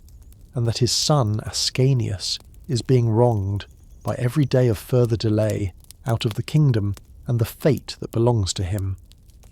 It is worth pausing on the shape of this defence because it is, in its own way, the whole moral argument of the entire poem compressed into a single painful scene. Aeneas is not choosing duty over love because he values duty more, or because he loves Dido less than she loves him.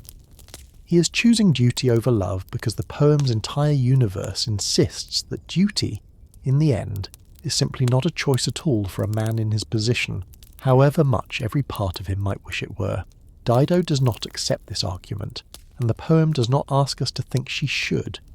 giving her instead one of the most scorching rebukes in ancient literature, calling him treacherous and false, reminding him that no goddess was truly his mother, and no noble Trojan blood truly runs in his veins, for a man born of real nobility and real feeling could never treat a woman who saved his life, and gave him everything with such calculated cruelty, and she curses him,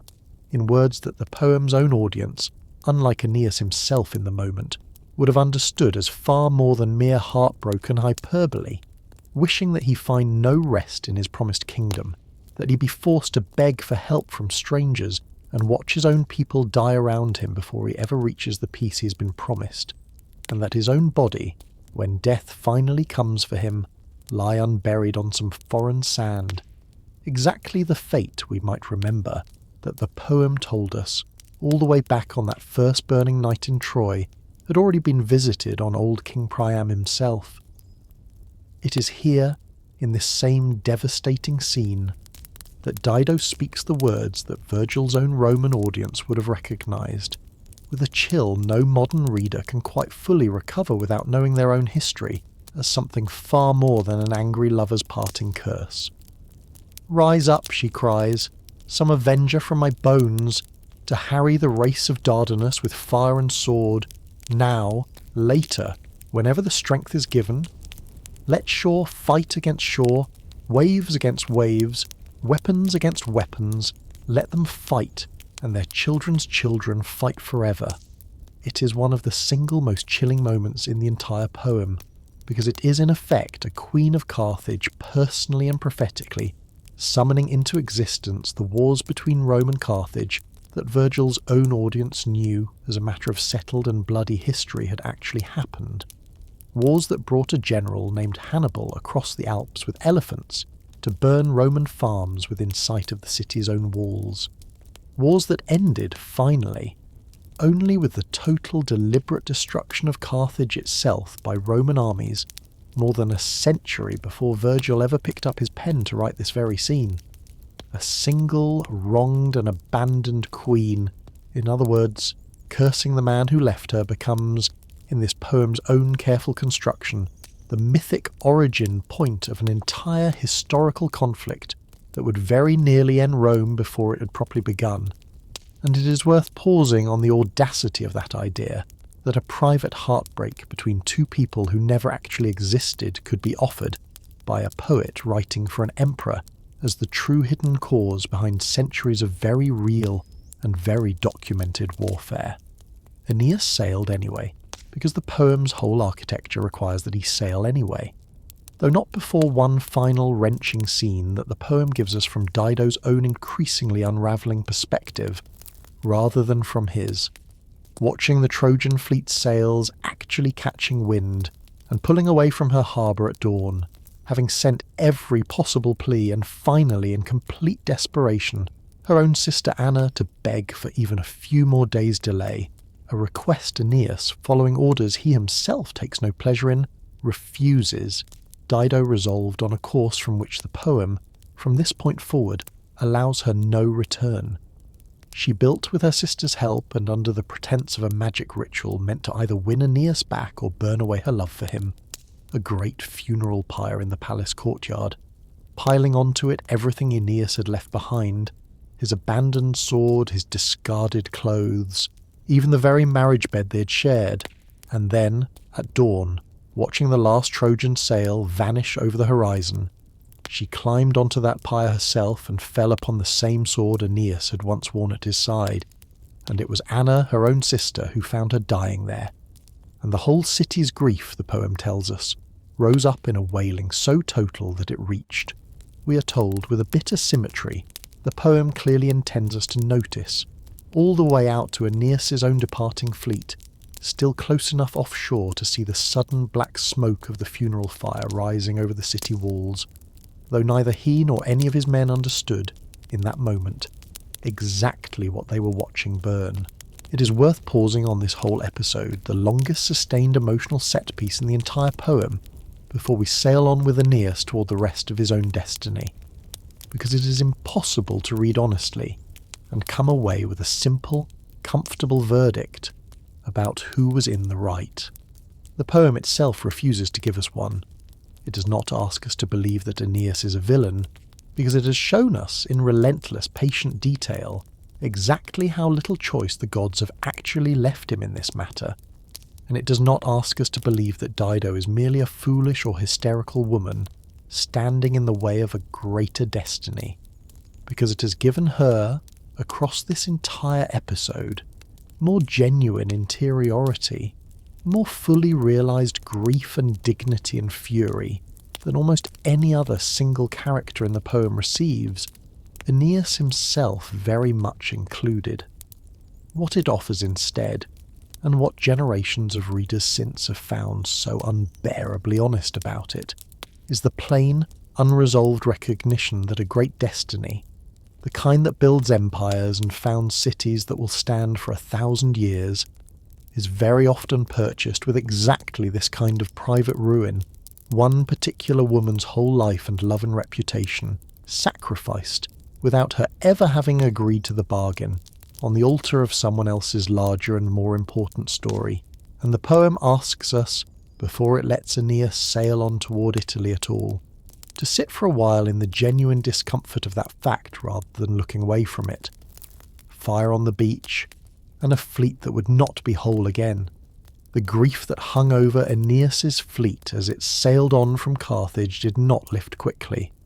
And it is worth noticing that the poem does not let its hero simply shrug off what has just happened and move briskly on toward his destiny with a clean conscience, because a storm soon after their departure, whether sent by an angry god or simply the ordinary hazard of the sea, drove them once again toward the coast of Sicily, back to the very shores where old Anchises had died, and it was there, at the tomb of his own father, that Aeneas decided to hold a full year's memorial rites, funeral games in the old heroic style, foot races and boxing matches and archery contests, and a ship race among his own captains. A whole day given over to honouring the dead properly, in exactly the way the chaos of that first burning night in Troy had never allowed anyone to honour Priam, or Creusa, or any of the countless others lost in that single catastrophe. It is worth pausing on these funeral games, brief as this part of the story is, because they mark an important turning point in the poem's own emotional register. The first sustained passage since Troy itself burned that is given over entirely to something like ordinary communal joy rather than grief or terror. Sailors competing and boasting and laughing at each other's near misses in a boat race. An old soldier winning an archery contest through a genuinely miraculous prophetic accident when his arrow catches fire in mid-air and streaks across the sky like a shooting star. A sign the assembled Trojans take, with real relief, as a mark of favour from the very gods who have punished them so relentlessly up to this point. And it is worth noticing too how carefully this whole sequence gives Aeneas himself a rare moment of simply being a leader among his own people, in something other than crisis, presiding over games and handing out prizes and settling small disputes with the patient, even-handed generosity of a king who has, by this point in the story, genuinely begun to grow into the role destiny has been demanding of him since that first night in Troy. The peace of those games did not last, because the poem's Sicilian interlude has one more crisis to deliver before Aeneas's people can sail on, and it is a crisis born, this time, not from any monster or storm, but from the perfectly understandable, entirely human exhaustion of the Trojan women themselves, who had endured, by this point, 7 long years of wandering, shipwreck, false starts, and grief, with no permanent home yet in sight at the end of any of it. Juno,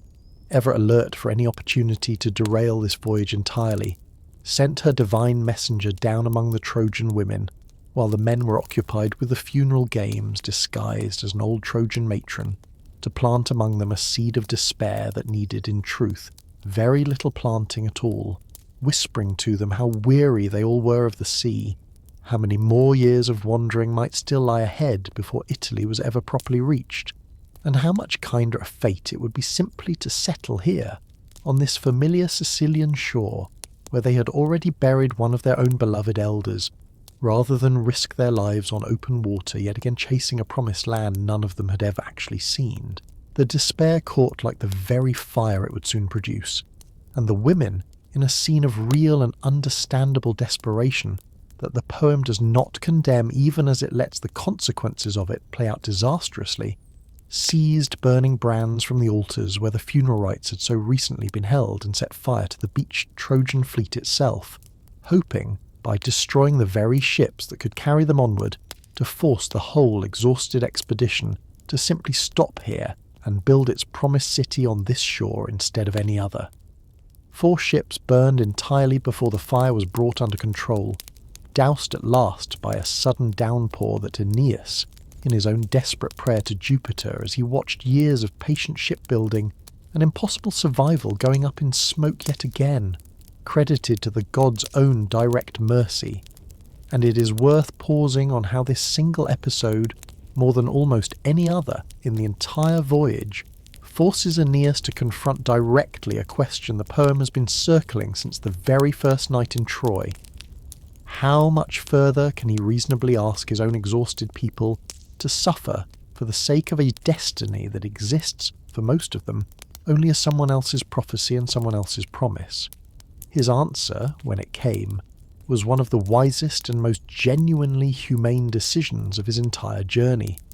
and it is worth noticing how it complicates any simple picture of Aeneas as a man who cares only for his own distant destiny and nothing for the actual, present suffering of the people following him. On the advice of a wise old Trojan elder named Nautes, and confirmed soon after by the ghost of his own father Anchises appearing to him in a dream, Aeneas made the decision to leave behind, on this same Sicilian shore, everyone among his followers who no longer had the strength or the will to continue, the old, the weary, the women who had set the fires in their own despair, and any others who simply wished, after everything, to stop here and build a life on ground they had already come to know, entrusting them to the local Sicilian king Acestes, himself of partial Trojan blood through an old and tangled genealogy, to found a new settlement together that would come to be called Acesta, later known to history as Segesta, an actual and verifiable city that stood, and whose ruins still stand today, on the Sicilian coast. A small, quiet footnote in the historical record that nonetheless confirmed something. The poem wants us to feel very deeply in this moment that not everyone who survives a catastrophe is obligated to carry its whole, unfinished business all the way to the end, and that leaving some part of your own people safely behind, rather than dragging them onward past the point of their own endurance, is its own particular and underappreciated form of leadership.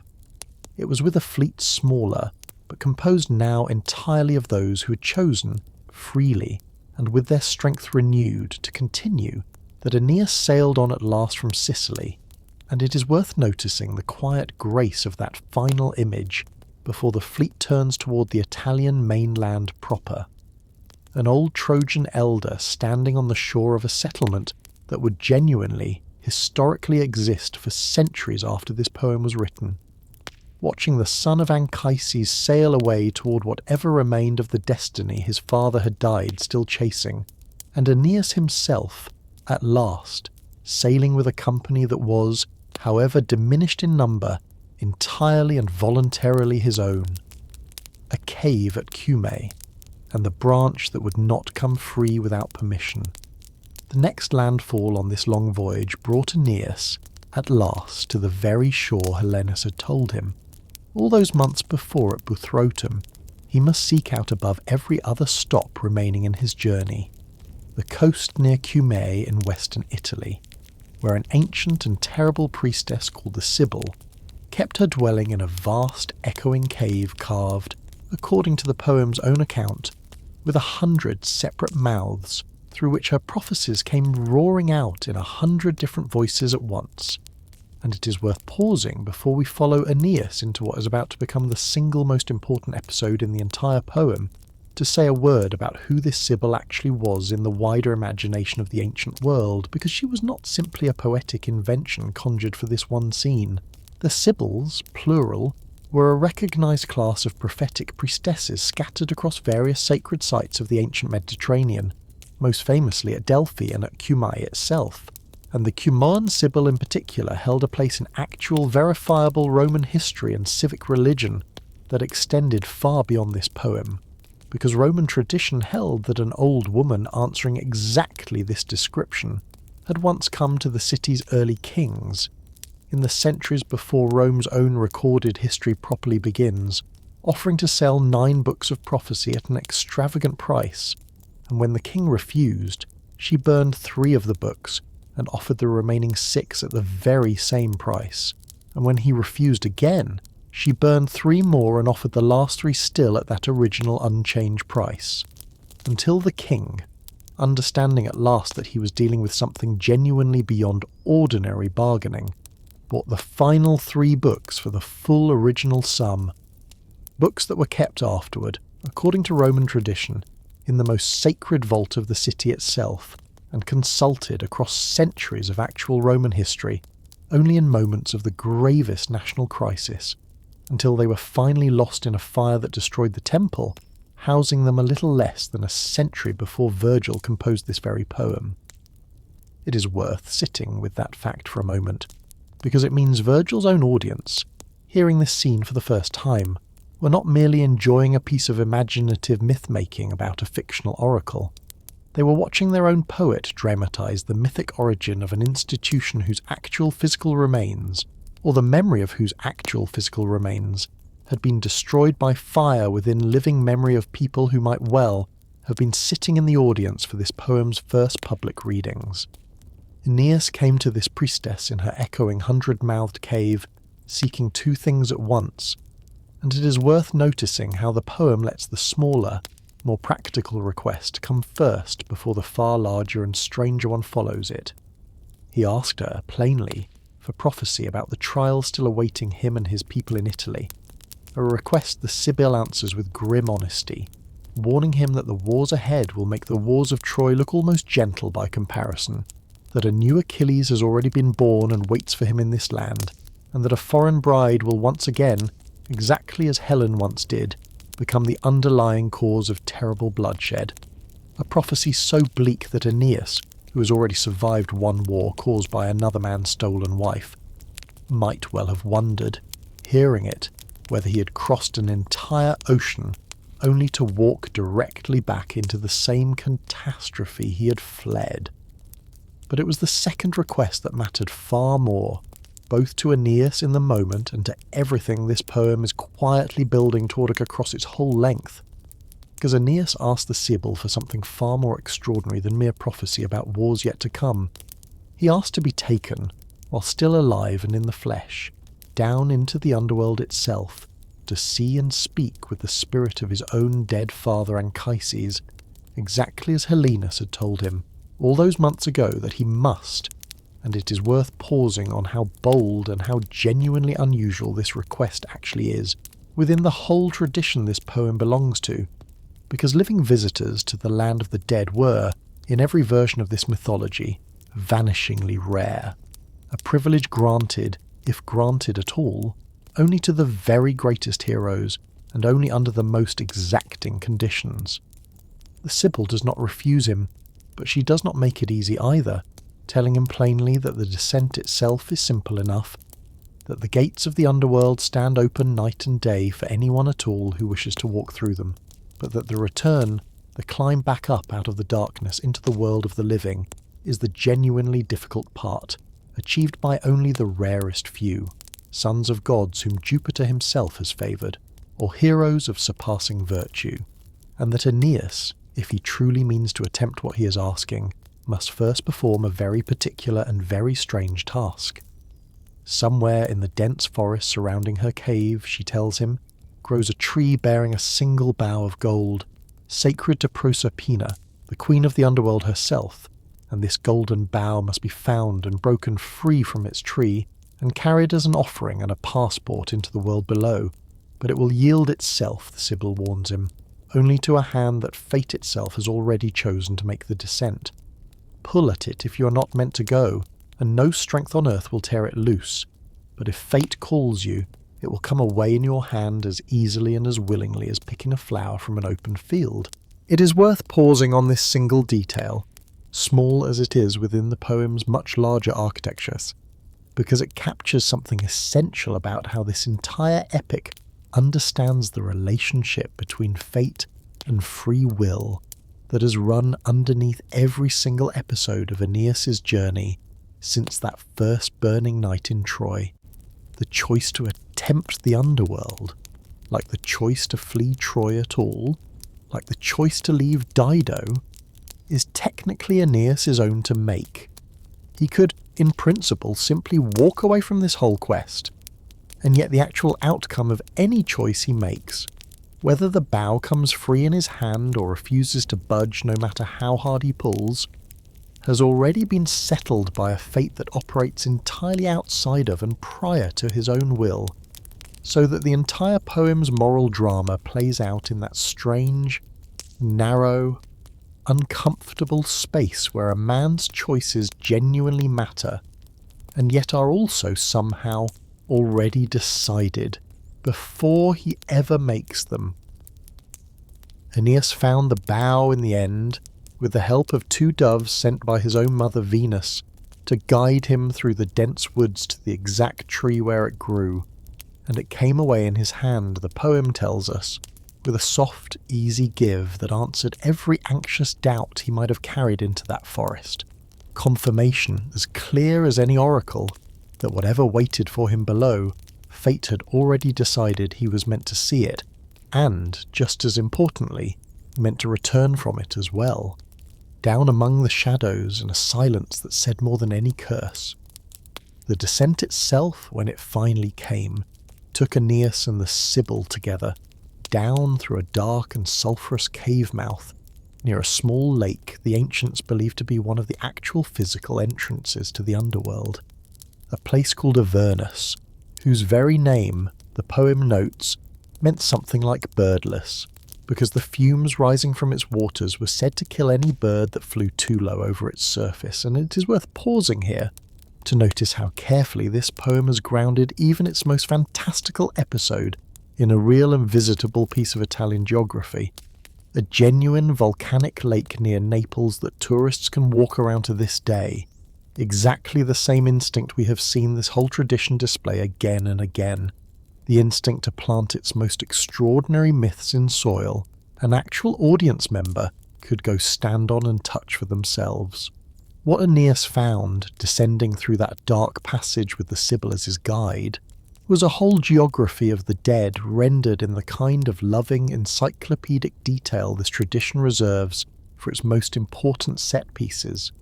a vestibule crowded with personified evils, grief and anxious cares and disease and old age and war, standing like sentries at the very threshold, and beyond them a host of monstrous forms, centaurs and gorgons and the many-headed hydra. More terrifying in shadow than in substance, the Sibyl reassured her trembling companion. Mere empty images without real bodies to give them any actual power to harm. Deeper still, they came to the banks of a river that every visitor to this whole mythic tradition would have recognised immediately, the Styx and the Acheron together, forming the black, sluggish boundary between the world of the living and the true realm of the dead, ferried across by an old boatman named Charon, filthy and unkempt in a way the poem describes with real, grim relish, who accepted only those souls whose bodies had received proper burial back in the world above, turning away in a detail that carries enormous weight for everything Aeneas has already lived through. The countless unburied dead who crowded the near shore in a state of permanent wailing limbo, forbidden to cross for 100 years until the rights they were denied in life were finally granted them even in death. It was on this very shore, among that crowd of the unburied wandering endlessly and unable to cross, that Aeneas encountered the first of several ghosts from his own life whose reappearance here carries real emotional weight. A helmsman named Palinurus, who had been swept overboard and drowned only days before this whole underworld journey began,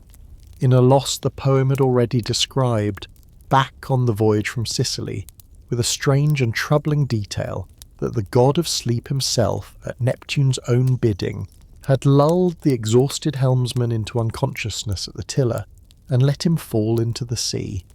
a sacrifice the god had told Venus in advance. that fate demanded in exchange for the safety of every other soul on that ship.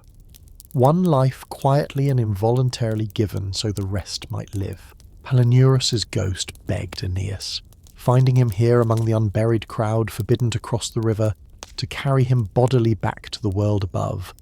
or failing that, simply to find his washed-up body and give it the proper burial that alone could free him from this endless, aimless waiting. And Aeneas could not grant either request, bound as he was by the same laws of the dead that governed everyone else in this place.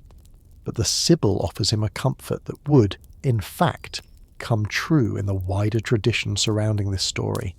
promising that the local people of that stretch of coast would one day find his body, build him a proper tomb, and name the headland where he died after him forever. A promise the poem's own audience, sailing along that same coast of Italy in Virgil's own day, could confirm was literally true, since a headland called Cape Palinuro stood, and still stands today, on the Italian coast, one more small, quiet piece of this whole poem's continuous effort to root its most fantastical claims in verifiable, walkable geography. Beyond the river, having paid Charon with the golden bow itself as fare, and lulled the monstrous three-headed guard dog Cerberus to sleep with a drugged honey cake the Sibyl had prepared in advance, Aeneas passed through the various regions the poem assigns to different classes of the dead, a place set aside for infants who died before they had properly lived at all, a place for those condemned unjustly and executed on false charges, a place for those who had taken their own lives out of grief or despair, and it was in this last region, among the souls of those who had died by their own hand for love, that Aeneas encountered the second and by far the more devastating ghost of this whole descent. Dido was there, still bearing the fresh wound of the sword she had fallen on, wandering that mournful wood, and Aeneas, seeing her dimly through the darkness the way a man might glimpse the new moon through drifting cloud, was undone, the poem tells us, weeping and speaking to her with real tenderness, telling her that he had not left of his own will, that the gods themselves had driven him from her shore against every wish of his own heart,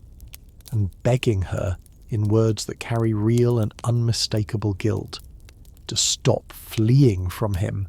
since this was the very last time fate would ever allow them to speak at all. Dido's answer to all of this was no answer whatsoever. The poem tells us, in one of the most quietly devastating single moments in the entire epic, that she stood facing him with her eyes fixed on the ground, her expression no more moved by everything he said than solid flint or standing marble. And then, at last, she turned away from him entirely and fled back into the shadowed grove to rejoin the spirit of her first husband Sychaeus, who met her grief, the poem tells us in its very last word on the whole matter, with an answering love and sympathy that Aeneas himself had never been able to offer her in return. It is worth pausing on this scene for a long moment, because it is one of the few places in the entire poem where the poet allows his own hero's carefully cultivated dutifulness to be judged, quite explicitly, and found wanting, not by any god and not even really by the poem's own narration, but by the simple, devastating silence of a woman who has nothing left to say to the man who left her. Aeneas gets no forgiveness here. No final, tender reconciliation of the kind a gentler story might have offered him to ease his own guilt, and the poem does not soften that refusal, letting us feel, alongside its hero, exactly how permanent and how unanswerable some kinds of harm actually are, however unavoidable the fate that caused them. Passing on from that mournful wood, Aeneas came at last to a great fork in the road of the dead, one path leading down to Tartarus itself, the place of true and eternal punishment reserved for the very worst offenders against the gods, tyrants and traitors, and those who had betrayed their own family, a place so terrible that even the Sibyl, guiding him, would not lead him inside it, describing instead from the threshold the torments awaiting inside, the giant Titios with vultures forever tearing at his ever-regenerating liver, and the tyrant Sisyphus, whom we ourselves discussed briefly on another night in this room, in an entirely different story, forever pushing his boulder up a hill it will never stay atop. But the other path led somewhere entirely different, to Elysium, the blessed field set aside for the truly virtuous dead, a place of soft, endless green meadows and a sun and stars all its own, where poets and priests and those who had died serving their country or improving human life with their own inventions and discoveries spent an eternity in music and games and easy, sunlit conversation. And it was here, at last, walking among groves of laurel beside a river the poem names as the Lethe, whose waters wash away the memory of every soul that drinks from it before that soul is sent back up into a new mortal body to live again, that Aeneas finally found the man he had crossed the entire underworld to see, the parade of unborn Rome. The reunion between Aeneas and his father's ghost is given real tenderness by the poem, Aeneas reaching out 3 separate times to embrace him, and finding 3 separate times that his arms closed around nothing but empty air, exactly the same detail, and it is worth noticing this echo explicitly that mark the failed embrace between a different hero and his own dead mother in the underworld scene of an entirely different epic we discussed at length on another night in this room. A small, deliberate borrowing that Virgil's audience would have recognised instantly, and that reminds us gently of exactly how much this whole poem has been building itself scene by scene on a foundation its listeners already knew by heart. But where that older underworld scene had been concerned chiefly with grief for the past, everything Aeneas had already lost, this one turns, in its final and most important movement, entirely toward the future, because Anchises has been waiting here in Elysium not merely to comfort his son, but to show him something no living man had ever been permitted to see with his own eyes before. Anchises led Aeneas to a hilltop overlooking the river Lethe, where a vast crowd of souls hummed and murmured like bees around a summer meadow of flowers, and explained to his astonished son that these were not merely random dead spirits, but souls waiting their turn to drink from the river's forgetful waters and be sent back up into new mortal bodies, to be born in the fullness of time as Aeneas' own descendants, the whole future line of the nation he's been sent to found, and one by one, in a long and increasingly triumphant pageant that stretches across dozens of lines of the poem, Anchises names them for his son, souls not yet born who will one day be born as the kings of Alba Longa. The city Aeneas' own son Ascanius will found and rule for centuries before Rome itself even exists. And then, further on, the legendary twins Romulus and Remus, raised by a she-wolf on a riverbank in a story this channel has not yet told in full, but may well tell on another night, who will lay the actual physical foundations of the city of Rome itself, and then further still, name after name rolling forward through what was, for Aeneas himself, an entirely unknowable future, but was for Virgil's own actual audience listening to this poem in the 1st century before Christ, verifiable, documented Roman history unspooling itself with the full weight of hindsight. The early kings of Rome, the great families of the Republic, generals and statesmen whose descendants sat, in Virgil's own day, in the audience for this very poem, and finally, climactically, arriving at the 2 men the whole pageant has clearly been building toward from its very first name, Julius Caesar, and beside him, greater still in the poem's own explicit telling, Augustus Caesar himself, the emperor for whom this entire poem was composed, whom Anchises' ghost describes, in language of genuinely startling grandeur, as a man destined to bring back a golden age to Italy, and extend Roman power to the very edges of the known world. It is worth pausing on this whole extraordinary sequence, because it is here, more clearly and more nakedly than anywhere else in the entire poem, that we can see exactly what political work this epic was built to perform. Everything that has happened across this entire long night story so far the burning city, the murdered wife, the abandoned queen, the drowned helmsman, has been, in one sense,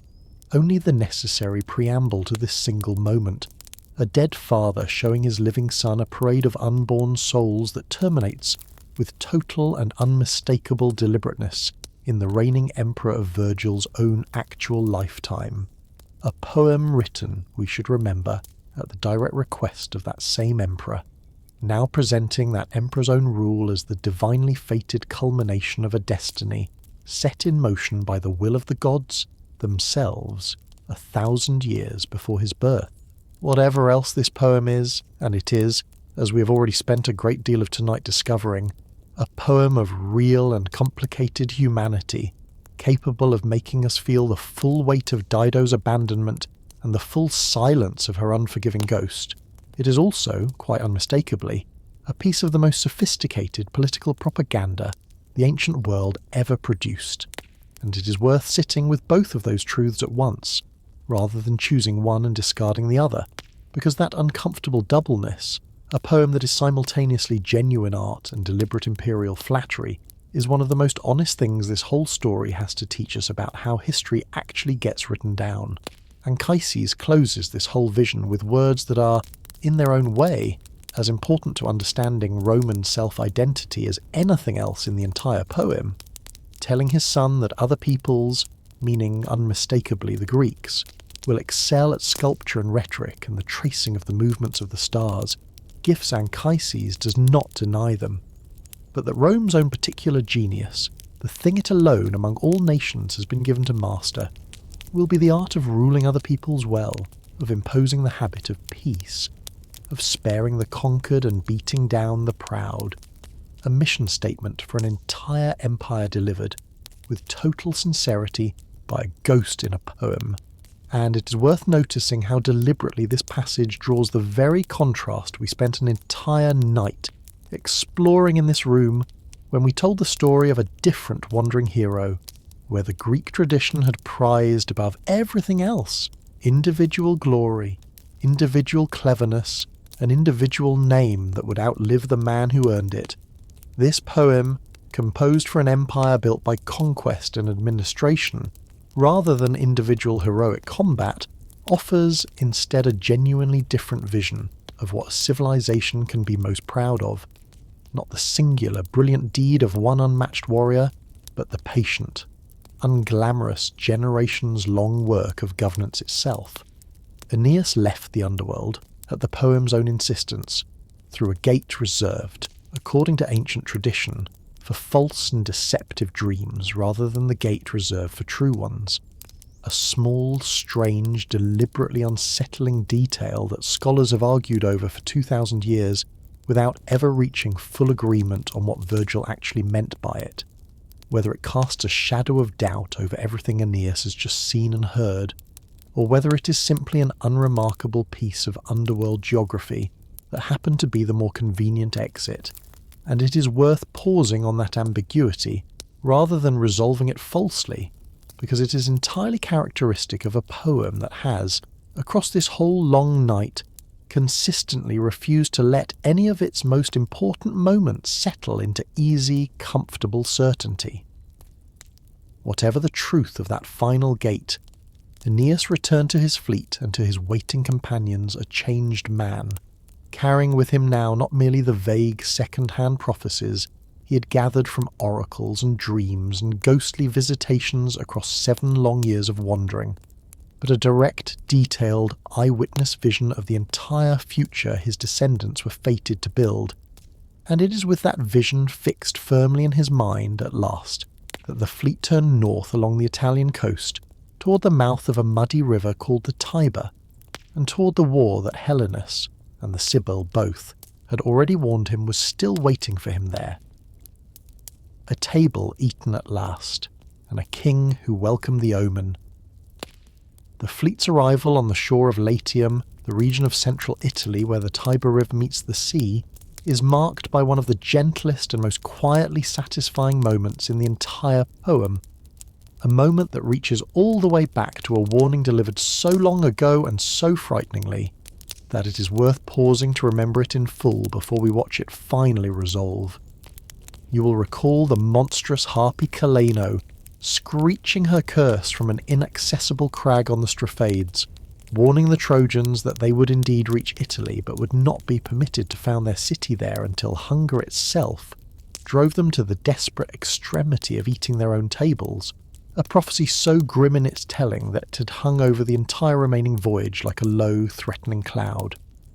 What actually happened, when the moment finally came, was almost comically gentle by comparison to the terror that warning had generated. The exhausted Trojans, making camp for the first time on this new shore, had no proper tables to eat from, and so, in the practical, improvised way of travellers everywhere, had baked flat rounds of bread dough to serve as edible plates beneath their modest meal of foraged fruit. And when the fruit was finished, hunger and simple habit led them to eat the bread plates as well, and it was Aeneas's own small son, Ascanius, still young enough to find this genuinely funny rather than ominous, who laughed and remarked aloud that they were even eating their own tables now, a joking comment that fell on his father's ears with the sudden, electric weight of prophecy fulfilled, because Aeneas alone among the company remembered in that instant exactly what Celaeno's curse had actually meant all along.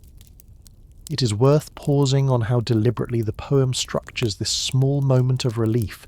because it is one of the very few times across this entire long journey that a divine warning, delivered in terrifying and ambiguous terms, resolves itself not through further suffering, but through a small domestic joke told by a child. And there is something genuinely moving in that choice. A poem that has shown us so much grief and so much loss, allowing its hero here at last a moment of pure, unguarded relief. Falling to his knees, the poem tells us, and giving thanks to his own household gods, understanding at last that after 7 years of wandering, false starts, shipwrecks and heartbreak, he had finally, truly arrived. The land they had come to was ruled by an old king named Latinus, whose people, the Latins, gave their name to the very language this poem would one day help shape into the literary standard of an entire civilization, and Latinus received the news of the Trojans' arrival with none of the hostility that a lesser king, and indeed most of the rulers Aeneas had encountered on his long voyage, had shown to unexpected foreign strangers, because Latinus had already been prepared, by a whole series of omens too specific to ignore, to expect exactly this arrival. Bees had swarmed thickly on a sacred laurel tree in his own palace courtyard, a portent his own seers had read as a sign that a foreign people would come and take possession of his citadel, and his own daughter, Lavinia, standing beside her father at a sacrificial altar, had been seen by witnesses too numerous and too respectable to dismiss, with her hair mysteriously catching fire and burning without harming her at all. A fire the seers read as an omen of great glory for herself and great war for her people, and Latinus, mulling over these signs alongside an old and unresolved oracle from his own dead father that had warned him never to give his daughter Lavinia in marriage to any man of Latin blood, but instead to wait for a foreign son-in-law whose descendants would raise the family's name to the very stars, understood the moment Trojan envoys arrived at his court, asking for a small grant of land and peaceful welcome, that he was looking at the fulfillment of a destiny he had been half dreading and half hoping for his entire reign. Latinus welcomed the Trojan envoys with real warmth, offering Aeneas himself, whom he had not yet even met in person, his own daughter Lavinia's hand in marriage, along with a substantial grant of land for the Trojans to settle. And it is worth pausing on how close this whole story comes, at this exact moment, to simply ending here, peacefully, with an old king's genuine welcome answering a prophecy on both sides at once, a happy convergence that would have spared everyone involved the war the poem's own Sibyl had already promised was still coming. But the poem's whole architecture, as we have already had cause to notice more than once across tonight's story, does not permit its destinies to arrive without cost, and the peace that Latinus offered so freely was about to be shattered from two separate directions at once, one divine and one painfully, recognisably human. Juno, watching this welcome unfold from Olympus and understanding with real and bitter clarity that her every previous effort to derail this voyage, the storm at sea, the detour to Carthage, the burned ships in Sicily, had ultimately failed to prevent the Trojans from reaching exactly the destination fate had always promised them,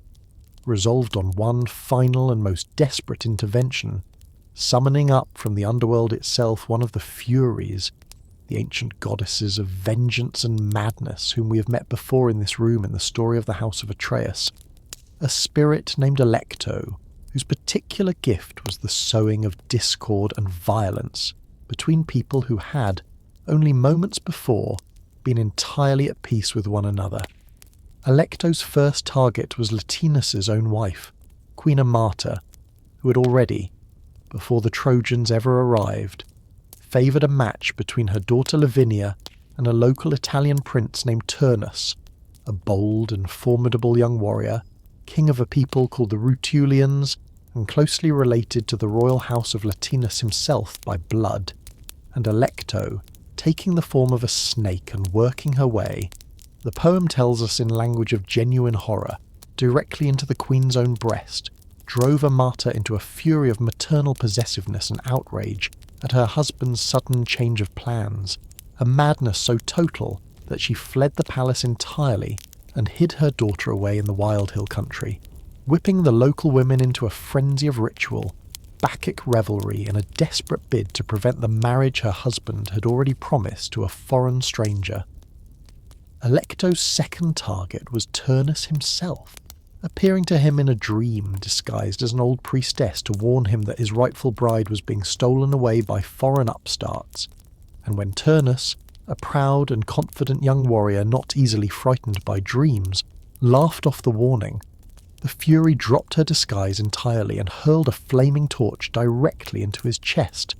filling him with a battle rage the poem describes as burning through his whole body, like the crackling of dry kindling, so that he woke calling for his weapons and his armour, consumed with a fury for war against these newly arrived Trojan strangers that he could no longer have set aside even if he had wanted to. It is worth pausing on how carefully the poem constructs this whole sequence of divine manipulation, because it lets us feel, once again, the same uncomfortable doubleness that has run through this entire story since Dido first fell in love under the influence of a disguised Cupid. Turnus's rage at losing Lavinia is, on its own human terms, an entirely understandable and even sympathetic response to a broken promise and a stolen bride. Exactly the same grievance, structurally, that launched the entire Trojan War in the first place. And yet the poem insists, at the very same time, that this rage has been deliberately implanted and inflamed by a goddess's direct and malicious intervention, so that Turnus, across the whole war that follows, occupies a genuinely tragic position. The poem never lets us simply dismiss a proud young man whose perfectly reasonable anger has been weaponized by forces entirely beyond his own understanding or control. Alecto's third and final act of mischief needed no disguise or divine fire at all, only the oldest and simplest trigger for violence between two peoples who have every other reason to remain at peace. She drove a pack of hunting dogs belonging to Aeneas, Aeneas's own young son, out on an ordinary hunting expedition toward a tame stag that had been raised since it was a fawn as a beloved pet by a local Latin family, a gentle animal that local children had adorned with garlands and that its own mistress had brushed and groomed with real affection. And Aeneas, not knowing or caring whose pet he had stumbled upon, shot the stag with his bow, wounding it badly enough that it fled home to die, bleeding and moaning at its own mistress's feet, a small, private, entirely accidental tragedy that the Fury seized on and inflamed within hours into open armed conflict between local farmers and the newly arrived Trojan settlers, a skirmish that claimed its first blood before either King Latinus or Aeneas himself even learned that war had begun. and it is worth pausing on the terrible, almost banal smallness of this actual spark, a beloved pet deer shot by a careless boy, compared to the vast historical and mythic weight the poem has spent this entire long night building around the coming war, because it is, in its own quiet way, one of the poem's most honest observations about how real wars actually begin, not in grand councils of state, weighing noble causes, but in some small, unintended, entirely local injury that spreads, faster than anyone involved can control, into something neither side actually wanted or chose. King Latinus, appalled at the war now breaking out around him and still hoping, even now, to honour both the peace he had offered the Trojans and the ancient oracle that had promised his daughter to exactly this kind of foreign match, tried to hold back the tide of war his own wife and his own people, whipped into a fury by Juno's fury, and further provoked when the goddess herself flung open,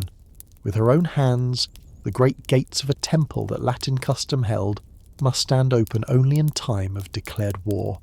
could no longer restrain, and the old king in despair withdrew from public affairs entirely, rather than lend his own authority to a conflict he had never wanted, leaving Turnus, backed by Queen Amata's own fury, and by a whole confederation of Italian peoples who saw in this charismatic young warrior a natural leader against the foreign newcomers, to take up, in effect, the leadership of the entire war against Aeneas in his stead, an old exile on a future Roman hill, facing a war he had genuinely hoped to avoid, against an alliance of local peoples far more numerous than his own small band of Trojan survivors. Aeneas did what any prudent leader in his position would do, seeking out allies of his own among the various peoples of the region, and it is here that the poem gives us one of its most quietly moving episodes, a visit to a small, poor settlement ruled by an old Greek exile named Evander, who had left his own homeland of Arcadia years before under circumstances of his own misfortune, and built on a cluster of hills beside the Tiber River a modest, unwalled town that Evander himself, showing Aeneas around his own simple palace with real, unpretentious pride,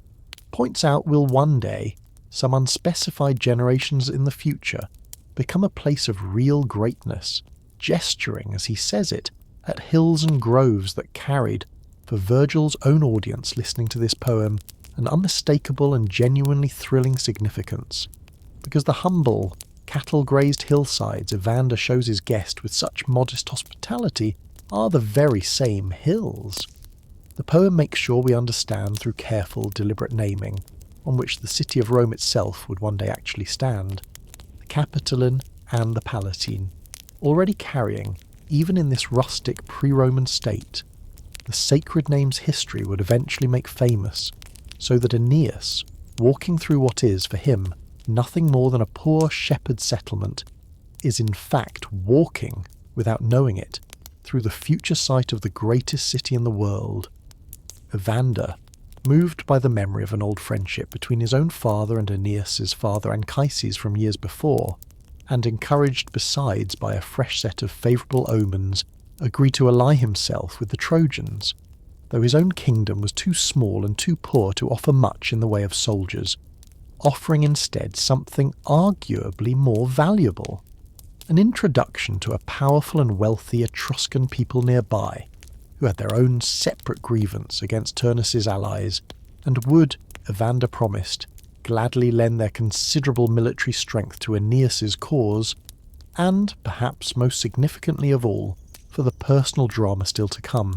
the service of his own beloved son, a young man named Pallas, whom Evander sent off to war under Aeneas's own protection and command, with a father's anxious, unspoken dread that we, the poem's audience, are given every reason to share, because a young man sent off to his very first war under a foreign general's banner, in a story built as relentlessly on loss as this one has been, is rarely a young man the poem intends to bring safely home again. It was during this same visit that Evander told Aeneas an old local legend that is worth pausing on for its own sake, because it offers, in miniature, exactly the same kind of civic, founding myth-making that the whole rest of this poem is engaged in on a much larger scale. the story of how the demigod Hercules himself had once passed through this very region in the course of one of his own famous labours, and had been forced to fight and kill a monstrous fire-breathing local brigand named Cacus, who had stolen some of Hercules' cattle and hidden them in a cave on the very hill, Evander tells his guest, where they are currently standing, a local tale of monster-slaying heroism that the people of this small settlement still celebrated in Virgil's own actual historical day, with an annual religious festival at an altar Evander himself claims to have founded in gratitude. A festival, we might add, that genuinely did exist in Roman religious practice. One more small thread this whole poem weaves between its own mythic storytelling and the actual lived civic and religious life of the audience listening to it. Armed now with the promise of Etruscan military support and his own small band of Trojan veterans, and equipped in one of the poem's most deliberately grand set pieces with a magnificent new shield forged for him by the god Vulcan at his own mother Venus's request. A shield that the poem describes across many lines in the same encyclopedic, world-encompassing detail that an earlier and far more famous divine shield, forged for an entirely different hero in an entirely different war, had once received in the poem we discussed at length on another night in this room.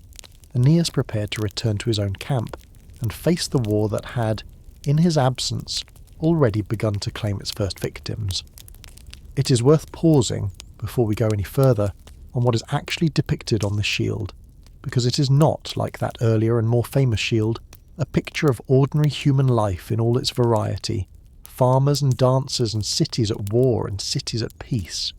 It is instead exactly the same kind of forward-looking historical pageant that Anchises had already shown his son in the Underworld, scene after scene of genuine, verifiable future Roman history worked into divine bronze.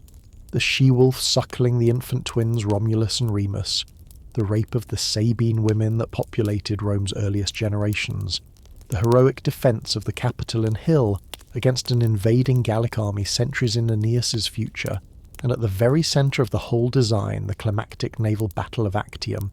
fought only a few years before Virgil composed this very poem, in which Augustus himself had crushed the combined fleets of his rival Mark Antony and the Egyptian Queen Cleopatra to become sole master of the entire Roman world.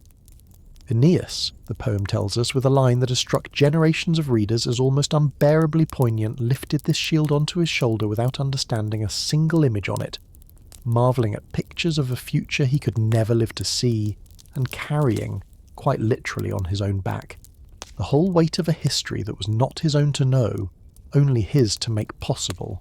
The war for Latium, the fighting that filled the poem's final books, once Aeneas returned from his diplomatic mission to Evander to find his own camp already under determined siege by Turnus and his allies, gave this whole story its bloodiest and, in the judgment of many careful readers across the centuries since, its most morally uneven stretch. A long, grinding campaign of individual duels and night raids and pitched battles that the poem stages with the same loving, brutal specificity that the Iliad itself had once lavished on the plain outside Troy, and it is worth noticing, before we walk through its most important episodes, that Virgil composed this entire second half of his poem in deliberate structural imitation of that older epic, giving his own war in Italy the same basic shape, embassies and duels and grieving fathers, and a hero's terrible unrestrained fury at the death of someone he loved, that the war at Troy had already given the ancient world, so that this poem, in its very bones, is constantly asking its audience to notice both how closely it follows its great predecessor, and how differently, in crucial and deliberate ways, it ultimately resolves. The first of the war's memorable episodes belongs not to Aeneas at all, but to two of his own younger soldiers, a devoted pair of close companions named Nisus and Euryalus, whose story the poem tells with a tenderness that makes its ending especially hard to bear. With Aeneas away and his camp under close siege, the two young men volunteered for a desperate night mission to slip through the enemy lines under cover of darkness and carry word to Aeneas of the danger his people faced, and in the course of that mission, moving stealthily through a sleeping enemy camp, they gave in to a temptation that the poem does not condemn outright but does let us feel, with real dramatic dread, as a fatal overreach. Rather than simply completing their errand, they fell on the sleeping enemy soldiers around them and slaughtered a great number of them where they lay, an act of battlefield opportunism that cost them the one advantage darkness and stealth had given them, because the plunder Euryalus took from one of the slain, a gleaming, conspicuous helmet, caught the moonlight and gave their position away to an enemy patrol, and the two friends who had sworn before ever setting out to share every fate together were run down and killed within moments of each other, Euryalus first, and Nisus, finding his friend already dead, throwing himself in a last hopeless, grief-maddened charge onto the swords of his friend's killers, rather than live a single moment past him.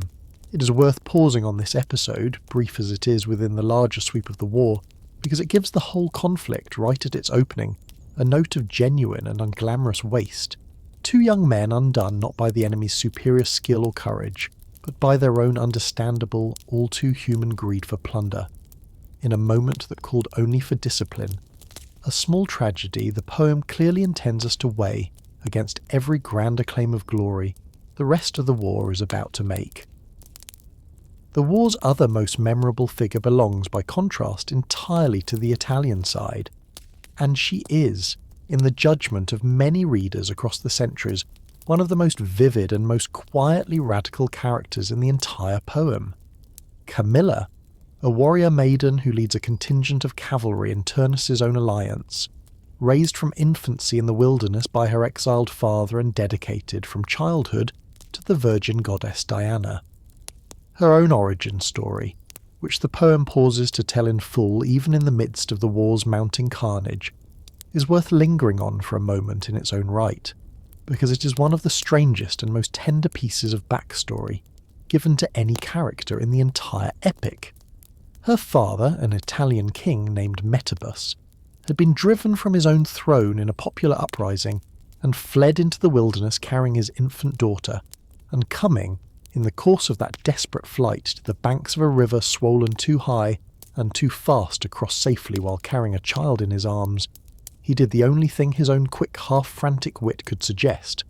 binding the infant Camilla to the shaft of his own spear, wrapping her in cork bark for protection, and hurling the whole spear, child and all, clear across the raging water to the far bank, praying aloud to the goddess Diana as he threw it to accept the girl as her own lifelong servant in exchange for her safe landing. A prayer the goddess answered, and Metabus swam the river himself afterward to retrieve his unharmed daughter and raise her, from that day forward, on wild milk and the skins of animals, training her from earliest childhood in the huntress's arts that would make her, by the time this war finally called her onto the battlefield, a fighter so swift, the poem tells us in one of its most striking images that she could have run across a field of standing grain without bending a single stalk beneath her feet, or skimmed across the surface of the sea itself without wetting the soles of her feet. Camilla fights, in the war's climactic battles, with a skill and a ferocity that the poem places on equal footing with any of its male warriors, cutting down opponent after opponent in a sequence of vivid single combats, until her own fatal weakness, a very human vanity for fine armour and rich plunder that the poem has already warned us about once, in the deaths of Nisus and Euryalus, proves her undoing as well, distracted by pursuit of one particularly richly dressed enemy soldier, just long enough for a hidden attacker to strike her down with a spear, and she dies, the poem tells us with real tenderness, sending her last words back to her own commander with a request to carry on the fight in her place. A warrior's dying wish that the poem honours with the same gravity it gives to any of its fallen male heroes. It was in the same climactic stretch of fighting that Aeneas suffered the loss the whole poem has been quietly dreading since Evander first entrusted his beloved son to Aeneas' protection. Because young Pallas, eager to prove himself worthy of his father's trust and his own new alliance, sought out Turnus himself in single combat, a hopeless mismatch between an untested young warrior and one of the most formidable fighters in the entire war, and Turnus, though the poem allows him a genuine, if brief, moment of hesitation and even respect for his young opponent's courage, killed him anyway, and then, in an act the poem clearly wants us to weigh very heavily against him when the story's final reckoning comes, stripped from the boy's body a heavy, ornately decorated belt or sword belt, and put it on himself as a trophy, exactly the kind of battlefield plunder-taking that had already, twice now in this same war, proven fatally costly to the men who indulged in it. Aeneas, learning of Pallas's death, was undone by a grief and a rage that the poem describes in language deliberately recalling Achilles' own devastating fury at the death of his own beloved companion Patroclus in the war we discussed on another night in this room, and it is worth pausing on that deliberate echo, because it marks the moment when Aeneas, who has spent this entire epic being defined by restraint and dutiful self-control rather than by unbridled personal passion, finally, briefly, becomes something closer to the kind of hero the Iliad itself had already given the world, sweeping through the battlefield in a killing fury that the poem does not entirely celebrate, taking captives alive specifically to sacrifice at Pallas's funeral pyre, in a scene of real and troubling brutality that the poem lets stand without comfortable justification.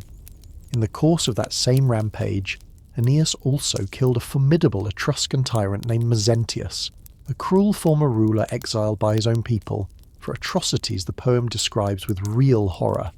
fighting now as one of Turnus' allies alongside his own devoted son Lausus, and it is in the death of Lausus, who threw himself between his wounded father and Aeneas' sword in a desperate act of filial love,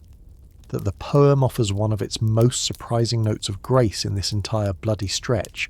because Aeneas, having killed the boy in the heat of battle, is struck immediately afterward by genuine remorse and pity at what he has done, addressing the boy's corpse with real tenderness and promising to return his body, unstripped of its armour and unransomed, to his own grieving father. A small act of mercy that stands in deliberate pointed contrast to Turnus' own treatment of Pallas's body only pages before.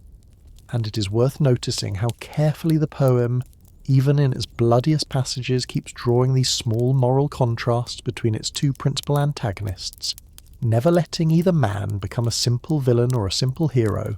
but measuring them, again and again, in exactly this kind of small, telling gesture toward the dead. The last duel, and a mercy that did not come, before the two rivals ever met on the open field for their final reckoning.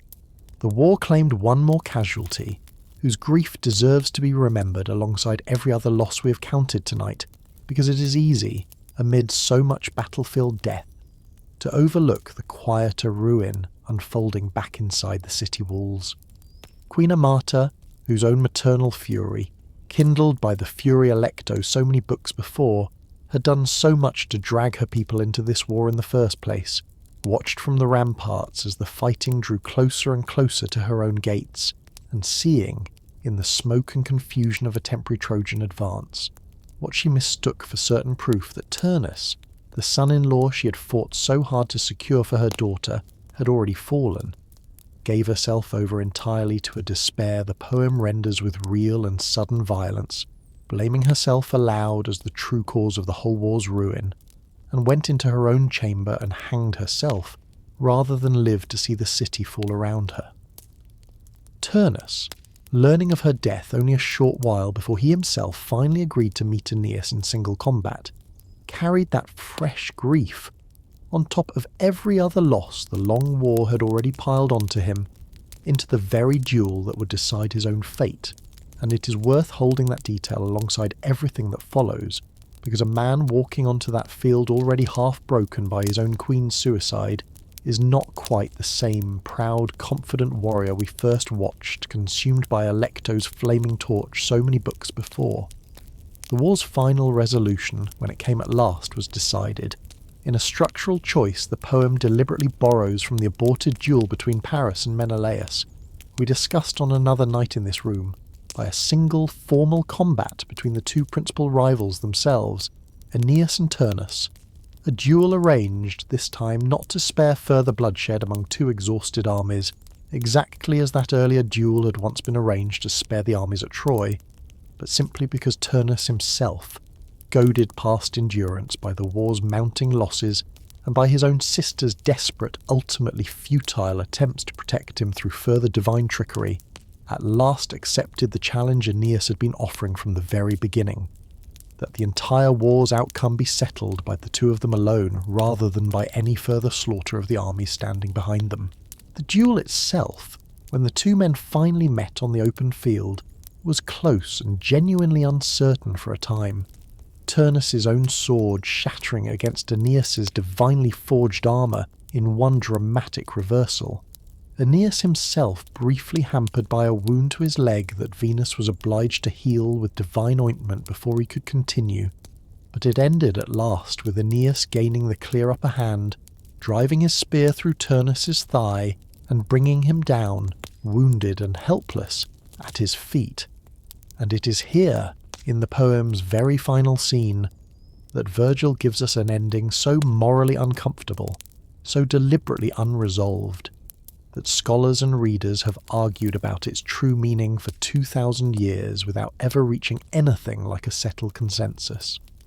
Turnus, beaten and at Aeneas' mercy, does not ask for his life to be spared out of simple cowardice, but with real, dignified acceptance of his own defeat,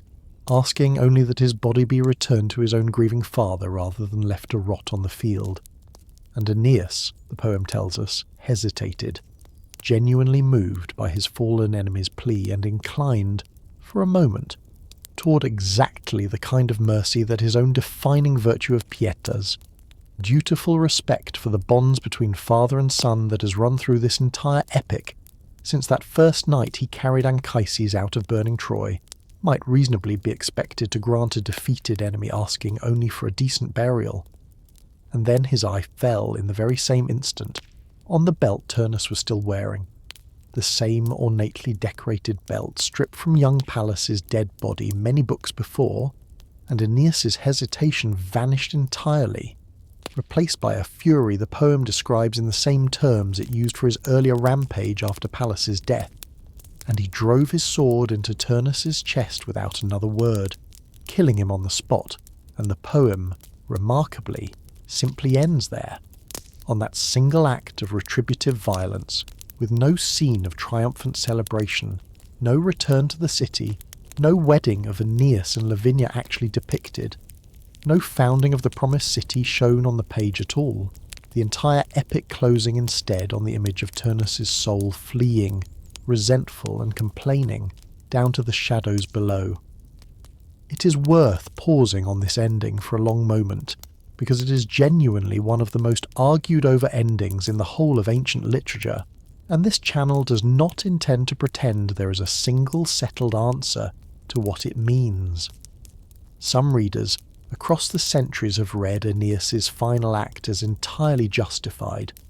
a proper and even necessary act of vengeance for Pallas, whom Aeneas had, after all, sworn to protect on his own father's behalf, and a fitting punishment for a man who had committed the same battlefield sin of plunder-taking that had already doomed two other characters earlier in this same war.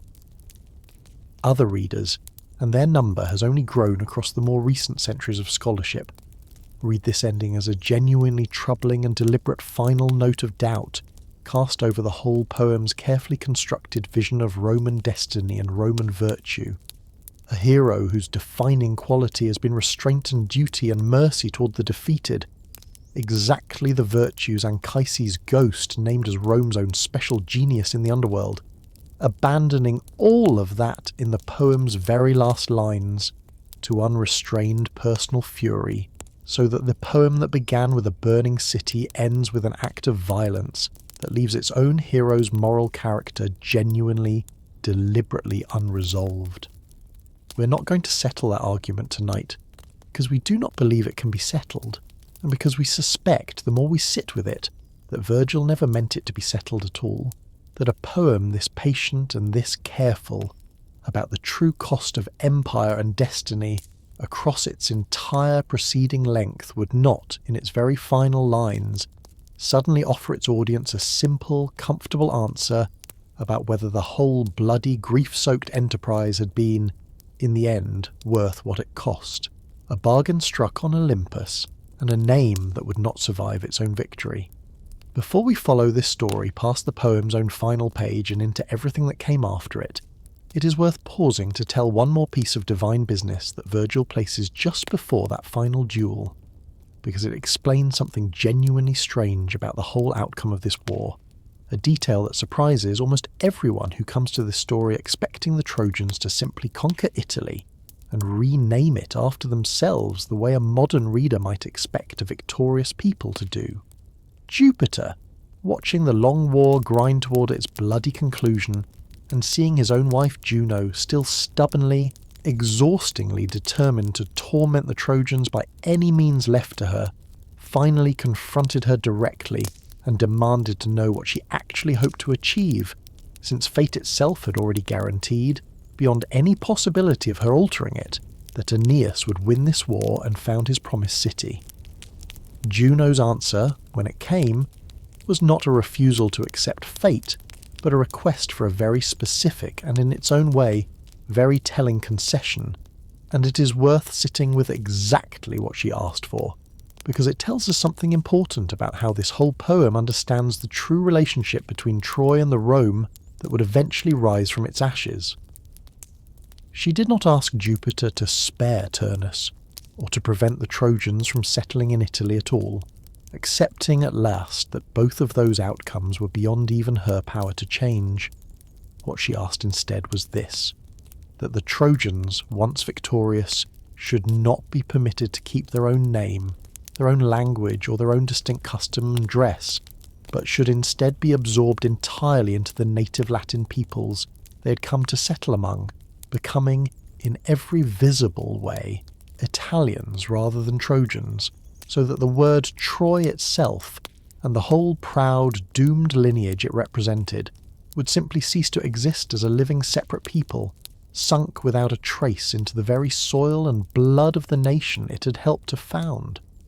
Jupiter remarkably agreed to this, granting Juno exactly what she asked for and adding, in a line the poem gives real weight to, that the Ausonians, meaning the native Italian peoples, would keep their own ancestral speech and their own ancestral name unchanged, that the Trojans would sink down and merge invisibly into that larger body, and that from this new blended people honouring both bloodlines equally would arise a race surpassing all others in piety, a nation that Jupiter himself promises no other people on earth will ever worship the gods with such devotion. And it is worth pausing on how quietly extraordinary this whole bargain actually is, because it means that the Rome this entire epic has been building toward, across every single shipwreck and grief and war we have described tonight, is not, in the end, a Trojan colony transplanted onto Italian soil and imposing its own foreign identity on a conquered people. It is something genuinely new, a fusion in which the losing side of the Trojan War contributes its bloodline, and its sacred household gods, and its long, hard-won destiny, while surrendering forever its own separate name and language, so that the very word Roman, when it finally comes into being,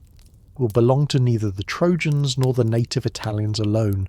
but to something built deliberately and by divine decree out of both at once. It is one of the most quietly moving ideas in the entire poem, and it is worth carrying forward as we leave the battlefield of Latium behind us, because it means that Aeneas's whole life's labour, from that first burning night in Troy to the final sword thrust into Turnus's chest, was never actually building a new Troy at all. It was building the conditions under which Troy itself could finally peacefully be allowed to disappear. What the poem does not tell us. Virgil's own poem ends, as we have already described, on that abrupt and morally unsettled final image of Turnus's soul fleeing down into the shadows, and it is worth pausing here deliberately before we go any further to notice something the poem itself never shows us at all. It never depicts the actual wedding of Aeneas and Lavinia, never shows us the city he was fated to found, never gives us so much as a single scene of the peace that presumably followed this long and terrible war, and it is one of the strangest and most frequently remarked upon features of the entire epic that a poem so relentlessly focused on the promise of a future golden age simply refuses, in the end, to show us that future actually arriving, ending instead in blood and unresolved anger, leaving every reader across the last 2,000 years to carry the weight of everything that comes next, entirely on the strength of prophecy alone, the same prophecy Anchises had already shown his son in the Underworld, rather than on any scene the poem itself was willing to narrate directly. We know from other later Roman sources outside this poem itself what that unshown future was traditionally supposed to hold, and it is worth telling it briefly here, both because it completes the story in the way this poem's own audience would have already known it completed itself, and because it lets us see exactly how the mythic thread we have followed all night eventually knots itself into the beginning of actual recorded Roman history. Aeneas, according to that wider tradition, did marry Lavinia and founded in her honour a small city he named Lavinium, the very first true Trojan settlement on Italian soil, and he ruled there only a few more years. Later Roman historians tell us, before dying in a further war against remaining local enemies, a death some ancient writers describe as an actual battlefield death, and others describe more mysteriously, saying only that he vanished one day near the banks of a river and was never found again, a disappearance the Romans themselves chose to interpret not as an ordinary man's death, but as a divine translation, believing that Aeneas had been taken up and made into a minor local god, worshipped afterward under the name Jupiter Indiges, the native or ancestral Jupiter, a god of this specific Italian soil rather than of the wider sky. It was Aeneas's own son, Ascanius, also called Iulus, who carried the family's story forward from there, the tradition tells us, eventually leaving the small city of Lavinium to found a new and greater one nearby, that he called Alba Longa, the long white city, built along a ridge above a lake in the hills southeast of where Rome itself would one day stand. And it was in Alba Longa, across some 3 centuries of Ascanius's own royal descendants, a long, largely undistinguished line of kings whose names later Roman historians dutifully recorded but whose individual reigns left almost no story worth telling, that the family's fortunes eventually arrived, after all those quiet generations, at 2 twin brothers born to a royal priestess named Rhea Silvia, who claimed the god Mars himself as their father, twins who were exposed at birth on the orders of a usurping great-uncle, who feared exactly the kind of dynastic challenge 2 grown royal heirs might one day pose to his own stolen throne, and who were rescued, according to the same tradition, and suckled as infants by a she-wolf on the banks of the Tiber River, before being found and raised by a shepherd and his wife, growing to manhood as Romulus and Remus, the very brothers whose own story, ending in one twin's death at the other's hand and the founding of a small settlement on the Palatine Hill, in the year Roman tradition dated with striking, almost obsessive precision to 753 years before the birth of Christ, this channel has not yet told in full, but fully intends to tell on another night, because it is, in its own right, every bit as strange and as bloody and as foundational a story as the one we have spent tonight telling. It is worth pausing on this whole chain of descent, generation folding quietly into generation, across more than 4 centuries of largely unrecorded time, because it tells us something important about what this entire myth was actually built to accomplish for the Roman people who told it and believed it. It gave them a single, unbroken, sacred thread running all the way from the burning towers of the most famous city of the ancient world, through the patient, unglamorous work of 300 years of forgotten Alban kings, to the very she-wolf and the very twin brothers who stood in Roman belief at the literal founding of Rome itself, so that when a Roman citizen of Virgil's own day looked at the city around him, its temples and its forum and its 7 hills, he was invited by this entire mythic tradition to see standing behind every stone of it not merely 2 brothers and a wolf, but an entire lost civilization, an entire war, an entire abandoned queen, and an entire underworld vision of Rome's own destiny, folded invisibly into the ground beneath his own feet. One long poem built from 2 older ones. Before we turn to the emperor this poem was written for, it is worth pausing on something purely structural about the epic itself,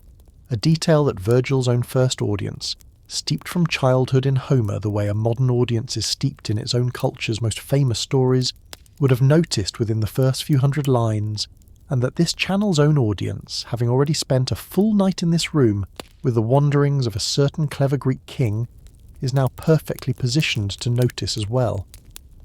The poem falls, quite deliberately, into two matched halves of 6 books each, and the two halves are not simply similar in length. They are built consciously and systematically as a kind of answer to the two great Homeric epics at once, folded together into a single continuous story. The first 6 books,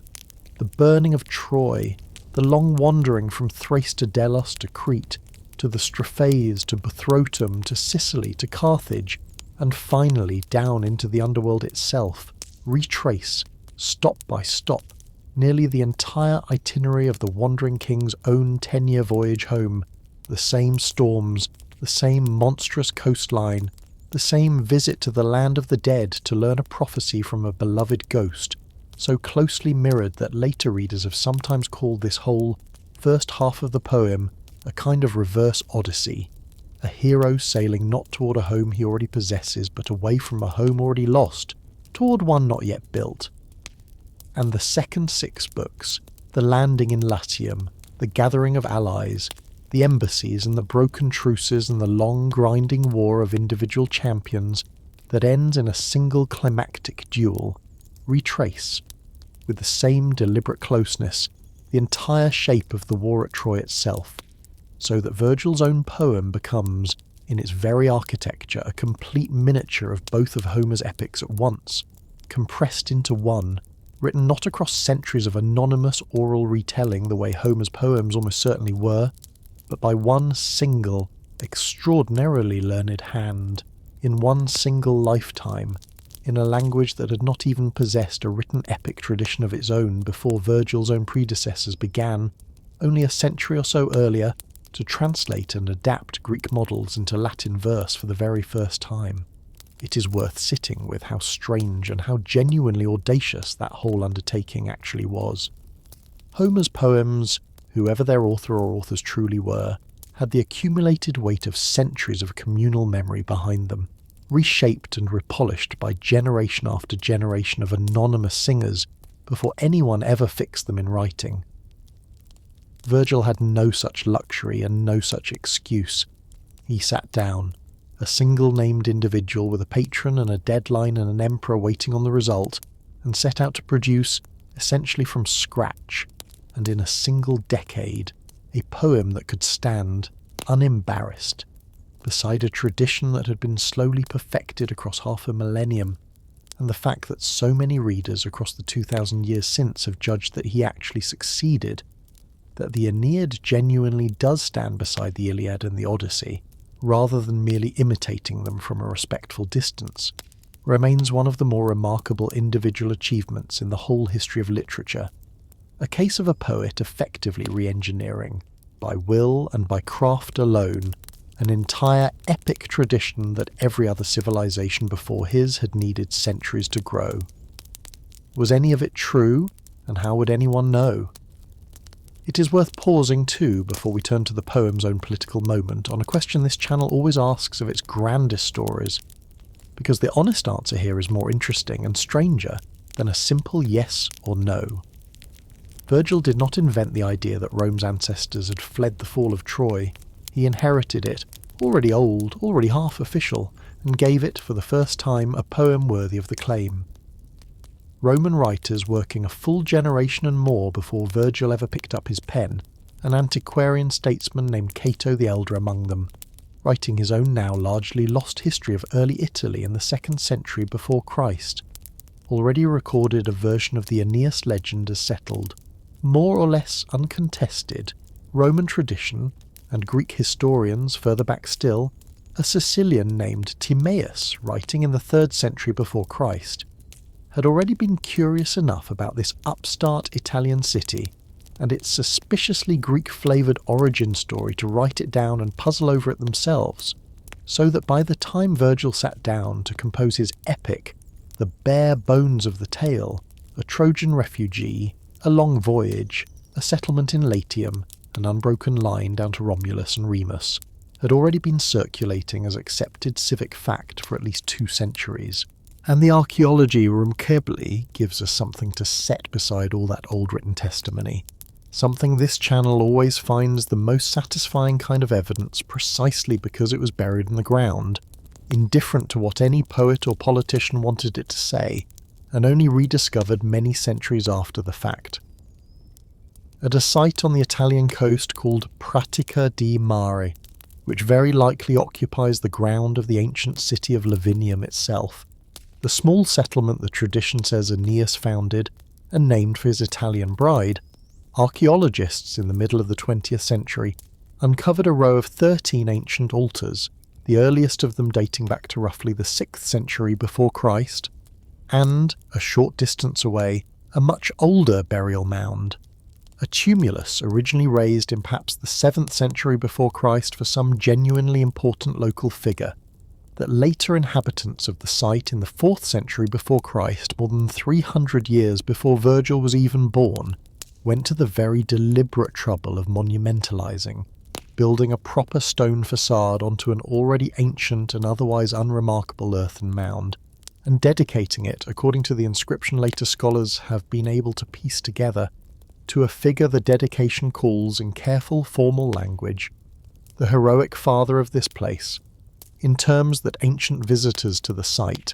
and the Roman writers who mention it afterward, took to mean nothing less than Aeneas himself. Here then is something worth pausing on carefully. Centuries before any Augustus did a legitimizing epic,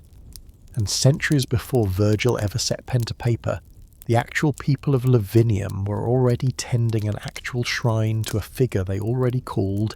in stone, the hero founder of their town,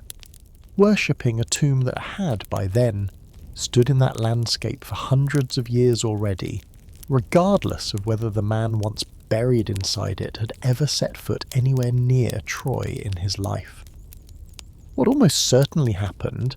if we set the poem's own grand mythology aside for a moment and ask what a historian rather than a poet would say, is something both less magical and, in its own way, just as interesting. The real Rome grew, as the archaeology of the Palatine and the surrounding hills makes reasonably clear, out of a gradual merging of small separate Latin hilltop villages sometime around the 8th century before Christ, a slow process of shared markets and shared defence and eventual union that historians call Cenoecism, with no single dramatic founding moment and certainly no single fleet of Trojan refugees involved at all. But central Italy in those same centuries stood in close, constant contact with Greek traders and Greek colonists who had already begun settling the coasts of southern Italy and Sicily, at cities like Cumae, the very city, we might note, where this poem later places its own Sibyl, and it was extremely common all across the Mediterranean world of that era for local peoples in contact with this expanding Greek culture to adopt,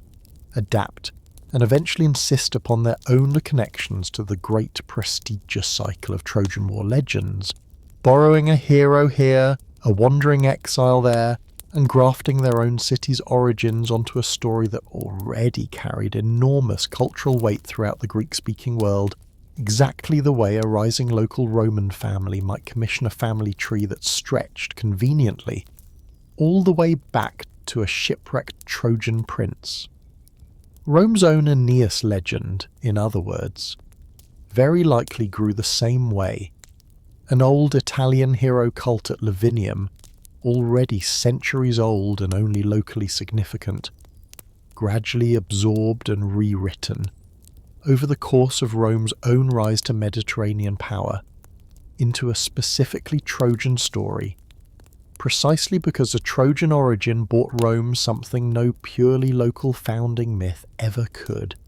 An instant ready-made place of real prestige inside the much older and much more widely respected legendary world of the Greeks, the very people whose culture, language and literature Rome would spend the following centuries simultaneously conquering and quietly thoroughly absorbing. And the single image at the very heart of this whole legend, a bearded man striding forward with an old man slung across his own shoulders and a small child gripping his hand, was already, remarkably, a familiar and recognisable picture across the wider Italian world centuries before Virgil ever put it into verse. Etruscan artisans, working in the cities of central Italy well north of Rome in the 6th century before Christ, were already painting exactly this scene onto black figure pottery,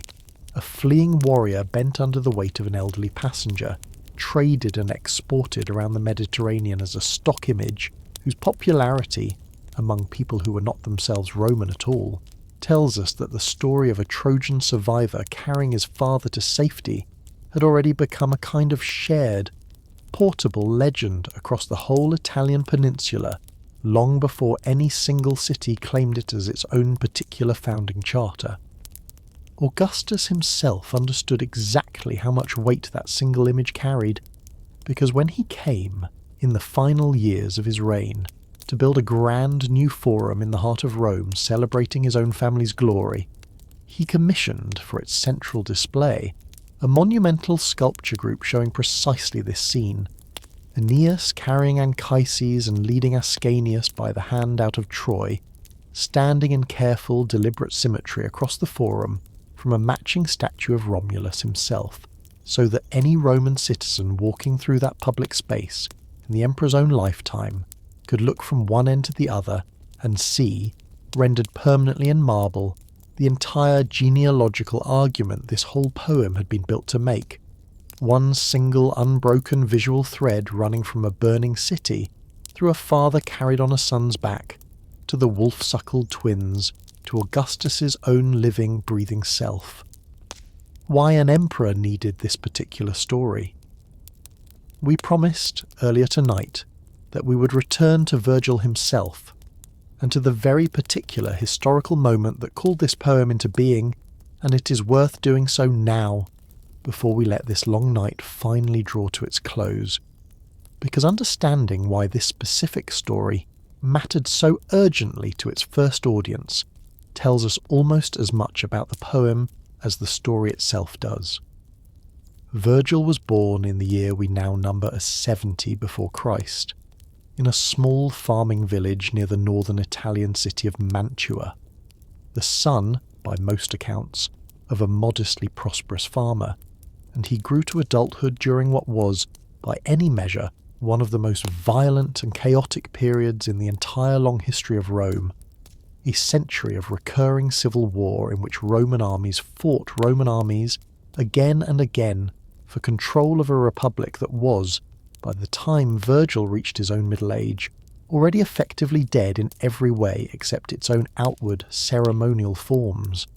The final and most consequential of those civil wars pitted Julius Caesar's own adopted heir, a young man born Gaius Octavius and known to history after his eventual triumph as Augustus, against a shifting coalition of rivals that culminated in the year 31 before Christ in the naval battle of Actium we have already mentioned, the very battle depicted at the centre of Aeneas's own shield in this poem, in which Augustus's forces crushed the combined fleet of Mark Antony and the Egyptian Queen Cleopatra and left Augustus, for the first time in a full century of intermittent slaughter, the sole and unrivalled master of the entire Roman world. It is difficult from this distance to fully appreciate how desperately exhausted the Roman people actually were by that point, an entire population that had lived through generation after generation of proscriptions and assassinations and street violence and civil bloodshed dressed up, again and again, as noble political principle, and it was into that exhaustion and that hunger for something like genuine lasting peace that Augustus stepped, consolidating his own personal rule while carefully, deliberately preserving the outward appearance of the old republican institutions, a political balancing act of real subtlety that historians still argue over the true nature of to this day. What Augustus needed, in the years immediately following his own final victory, was not merely military and political control, which he already firmly possessed, but something harder to seize by force, a genuine, felt legitimacy, a story that could explain to a war-weary Roman public why this particular family and this particular man deserved to stand at the head of an empire that had, technically, been a republic answering to no single ruler for nearly 500 years. And it happened that Augustus's own adoptive family, the Julian clan, had for generations already claimed a specific and very convenient genealogical distinction, tracing their own lineage back through Julius Caesar himself to Ascanius, whom that same family tradition insisted had also borne the name Iulus, the very name the Julian family claimed as the direct source of their own, and through Ascanius back to Aeneas himself, and through Aeneas back to the goddess Venus, so that Augustus, standing at the head of a newly pacified Roman world, could plausibly claim to be, quite literally, descended from a goddess, through an unbroken line running all the way back to the fall of Troy itself. It was this specific genealogical claim, already old and already circulating in Roman religious and political life before Virgil ever wrote a word of this poem, that Virgil's patron, a wealthy and culturally influential advisor to Augustus named Maecenas, encouraged the poet to take up and give a truly worthy epic form, and Virgil, who had already earned real literary fame with two shorter earlier works, agreed to the project and spent, by the most reliable ancient accounts of his working life,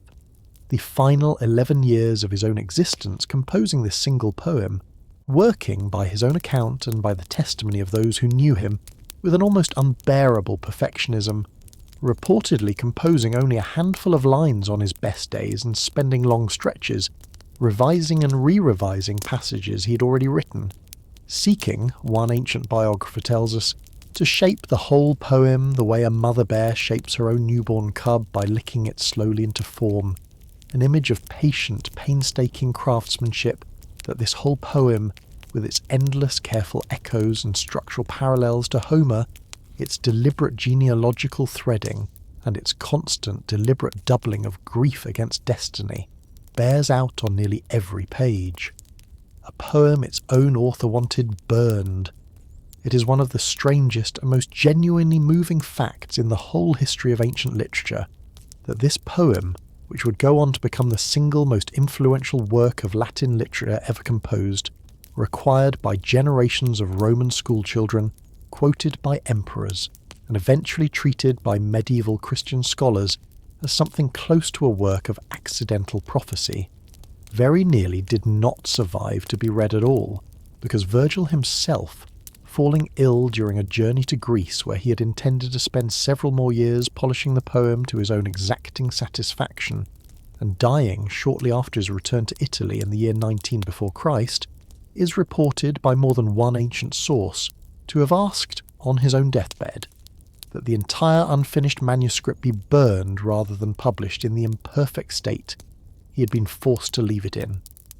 It is worth pausing on how genuinely close we came, as a civilization, to losing this poem entirely because Augustus himself, learning of the dying poet's wish, made the deliberate and, from a modern literary perspective, deeply fortunate decision to overrule it, ordering Virgil's own literary executors, two fellow poets named Varius and Tucker,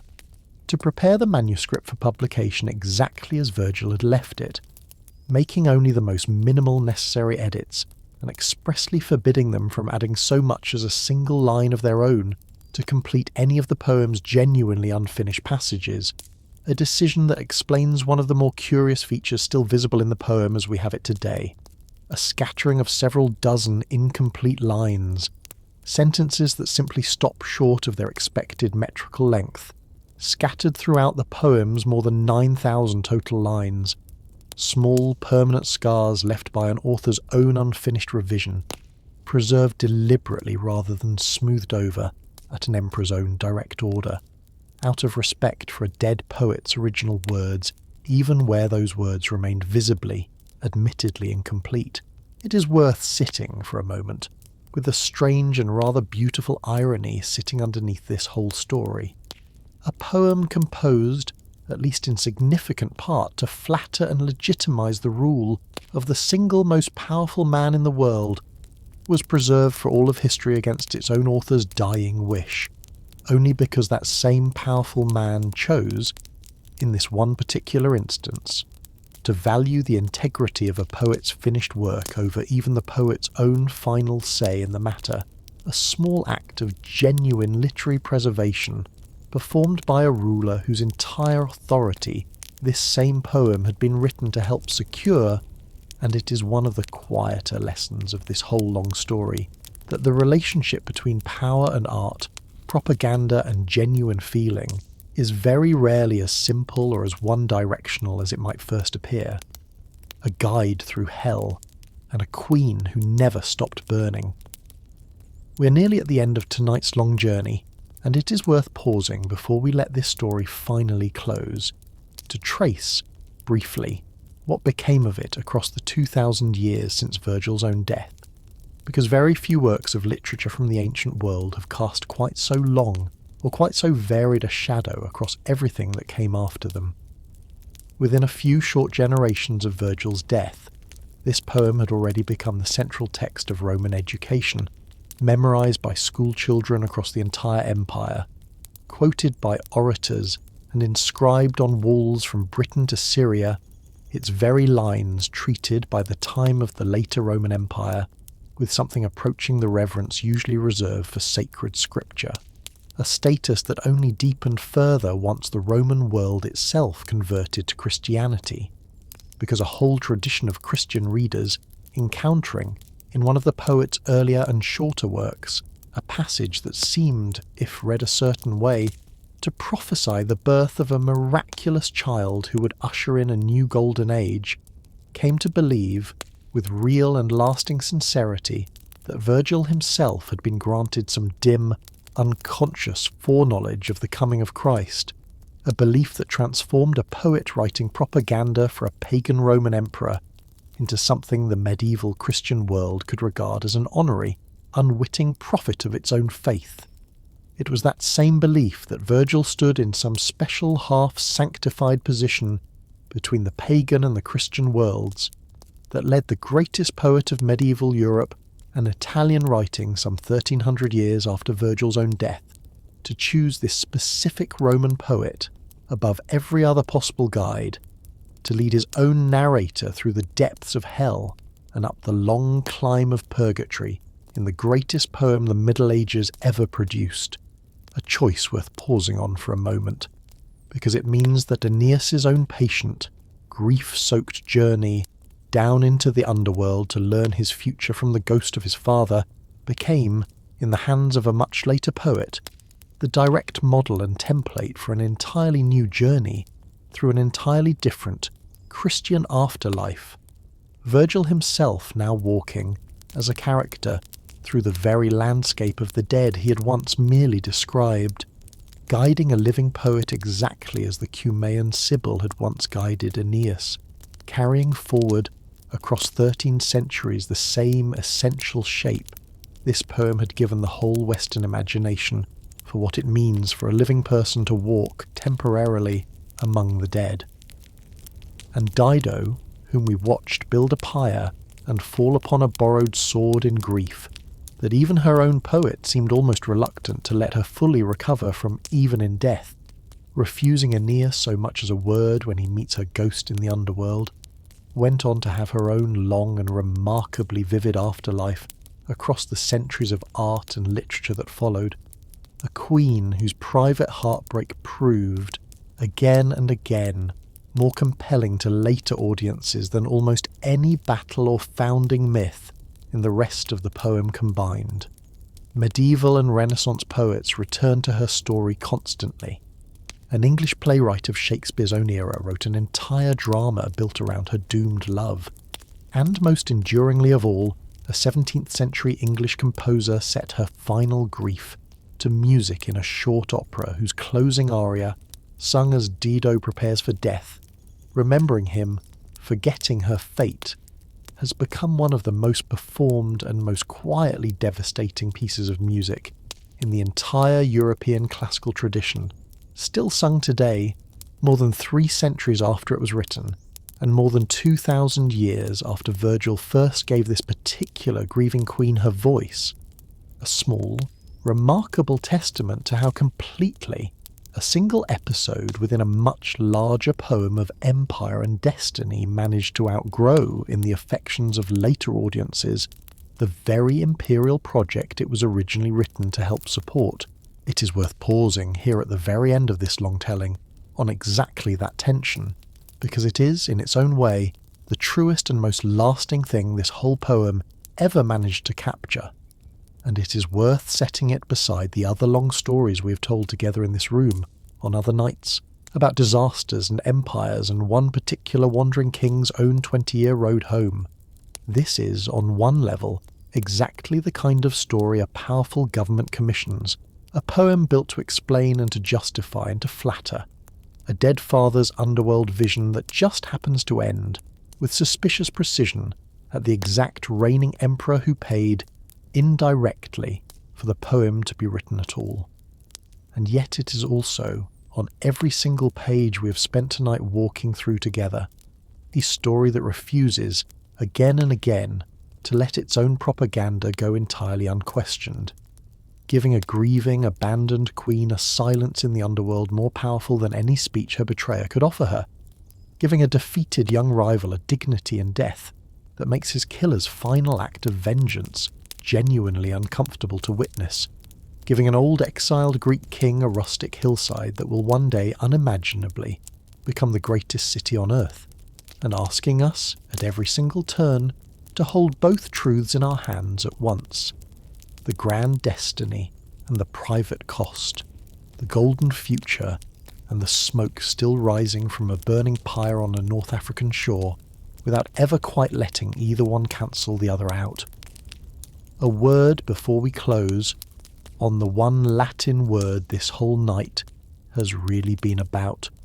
We have used, once or twice tonight, the Roman word pietas, and it is worth pausing here at the very end to say plainly what that word actually meant to the people who first told this story, because it is one of those rare words that a single English translation only ever partly captures, and understanding it properly is really the same thing as understanding Aeneas himself. It did not mean, to a Roman ear,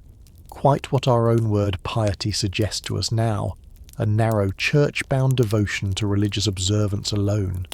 It meant something broader and heavier than that, a proper, dutiful respect owed simultaneously to three overlapping obligations that a Roman of Virgil's own day would never have thought to separate from one another: duty to the gods, duty to one's country, and duty to one's own family, particularly to one's father. And if you look back now, across everything we've walked through together tonight, you can see that single word standing quietly behind almost every major turn this story has taken. It stands behind that very first image from the burning streets of Troy, an old lamed man lifted onto his own son's shoulders, because Aeneas's whole worthiness for the destiny that follows is established in the poem's own opening minutes, not by any feat of arms, but by that one simple, unglamorous act of a son literally carrying his father's weight rather than saving himself alone. It stands behind the small statues of the Penates that Anchises carries in his own arms, rather than let his son's battle-stained hands touch them, and behind every single stop of that long 7-year voyage in which Aeneas, again and again, sets aside what he might privately want: a settled home in Thrace, a finished city on Crete, a whole contented life at Dido's side in Carthage, because a ghost, a dream, a god's own messenger insists that his private wants are not the point, that something larger than his own happiness has been asked of him. It stands, in its hardest and most uncomfortable form, behind that very confrontation with Dido, because the poem does not ask us to believe Aeneas leaves her because he loves her less than she loves him. It asks us to believe he leaves her because this one particular virtue, this dutiful weight of obligation to gods and future country alike, has been built by the whole architecture of this story to outrank even a love that the poem lets us feel is entirely genuine. And it stands, most movingly of all, behind that whole underworld vision, a father showing his son not comfort or reassurance for himself, but an entire unborn nation's future, because that, in the end, is the deepest meaning Pietas ever held for a Roman audience. That a life well lived was not one spent chasing your own private glory or your own private happiness, but one spent faithfully carrying forward something larger than yourself, to people who will not be born until long after you yourself are gone. It is worth noticing, too, that this poem never lets Pietas come cheaply, never pretends that a life built around this kind of duty is a life spared any real cost. Aeneas pays for it in exactly the coin the poem has made unmistakably clear across this whole long night: a wife lost in the smoke of his own city's fall, a father he could not save from his own mortality, no matter how faithfully he carried him, a queen whose ghost will not speak to him even in the world of the dead, a young ally's death he could not prevent despite every promise made to that boy's own anxious father, and a final, unresolved moment of fury at his own enemy's feet that leaves even his own defining virtue looking, in the poem's very last lines, less than perfectly whole. It is worth noticing, too, one more silence in this whole long poem, alongside Dido's unforgiving silence in the Underworld, that this channel does not want to let pass without comment, because it is easy, in a story this crowded with grief and glory, to lose track of the one woman whose hand the entire second half of the war is nominally being fought over. Lavinia, Latinus's own daughter, promised first by oracle and then by her father's own word to Aeneas, and fought over in effect by an entire war that costs Turnus his life and countless other men theirs besides, never once speaks a single line in the whole of this poem. We are told of the omen that once set her hair mysteriously ablaze, and we are told, briefly, of her single visible reaction to the whole disaster her hand has caused, weeping and blushing at her own mother's grief, but she's never given a voice of her own, never asked, in the poem's own telling, what she herself might have wanted. Exactly the same silence, in its own quieter way, that this whole channel has noticed before in other stories about the women fought over rather than consulted, and it is worth sitting with that absence for a moment before we let this story close. A reminder that even a poem this alert to Dido's own devastating unspoken grief did not think to extend that same interior life to the woman its entire second half claims to be fighting for. Pietas, this whole story insists, again and again, is not a virtue that protects the man who holds it from grief. It is, if anything, the very thing that guarantees he will feel every single one of those griefs in full, because a man who has set aside his own private wants in favour of something larger than himself no longer has the luxury of walking away from any of the wreckage that larger duty leaves behind him. That, in the end, is what this whole long night has really been about, more than any single battle or any single storm at sea. It is the story of a man who did not choose the fire that took his city, did not choose the wife he lost in its streets, did not choose the queen whose heart he broke on his way toward a destiny he had never asked for, and did not, in the poem's own carefully unresolved final image, fully choose the mercy he might have shown a defeated enemy at the very last possible moment. And it asks us, gently but insistently, across every single one of the many losses we've walked through together tonight, to consider what it actually costs a person, and what it cost everyone standing near that person, to carry a duty that was never truly theirs alone to bear, out of one burning world and into the slow, patient, unglamorous work of building another one in its place. There is no more sea left to cross tonight, and no more fire left to walk through. The hall is quiet now, the ships are finally at rest, and a whole civilization's worth of grief has, at long last, been carried safely to its own shore. If you are still awake, you do not have to be. If tonight's long story carried you somewhere good, you are welcome to like the video and subscribe, and if you would like to, leave a thought down in the comments, and I will read it in the morning, but that is tomorrow's business, and it can wait. For now, let your body settle a little more heavily into the bed beneath you. Let your breathing slow, all on its own, the way it wants to. Let the sound of the sea fade out behind you, the way it faded at last, behind one tired, grieving, dutiful man on the shore of a river that was not yet called the Tiber, in a country that did not yet have a name that any of us would recognise. Every long journey, even the ones that cost everything they carried, comes in the end to its own quiet harbour. Close your eyes and let yours come now too. Good night and sweet dreams.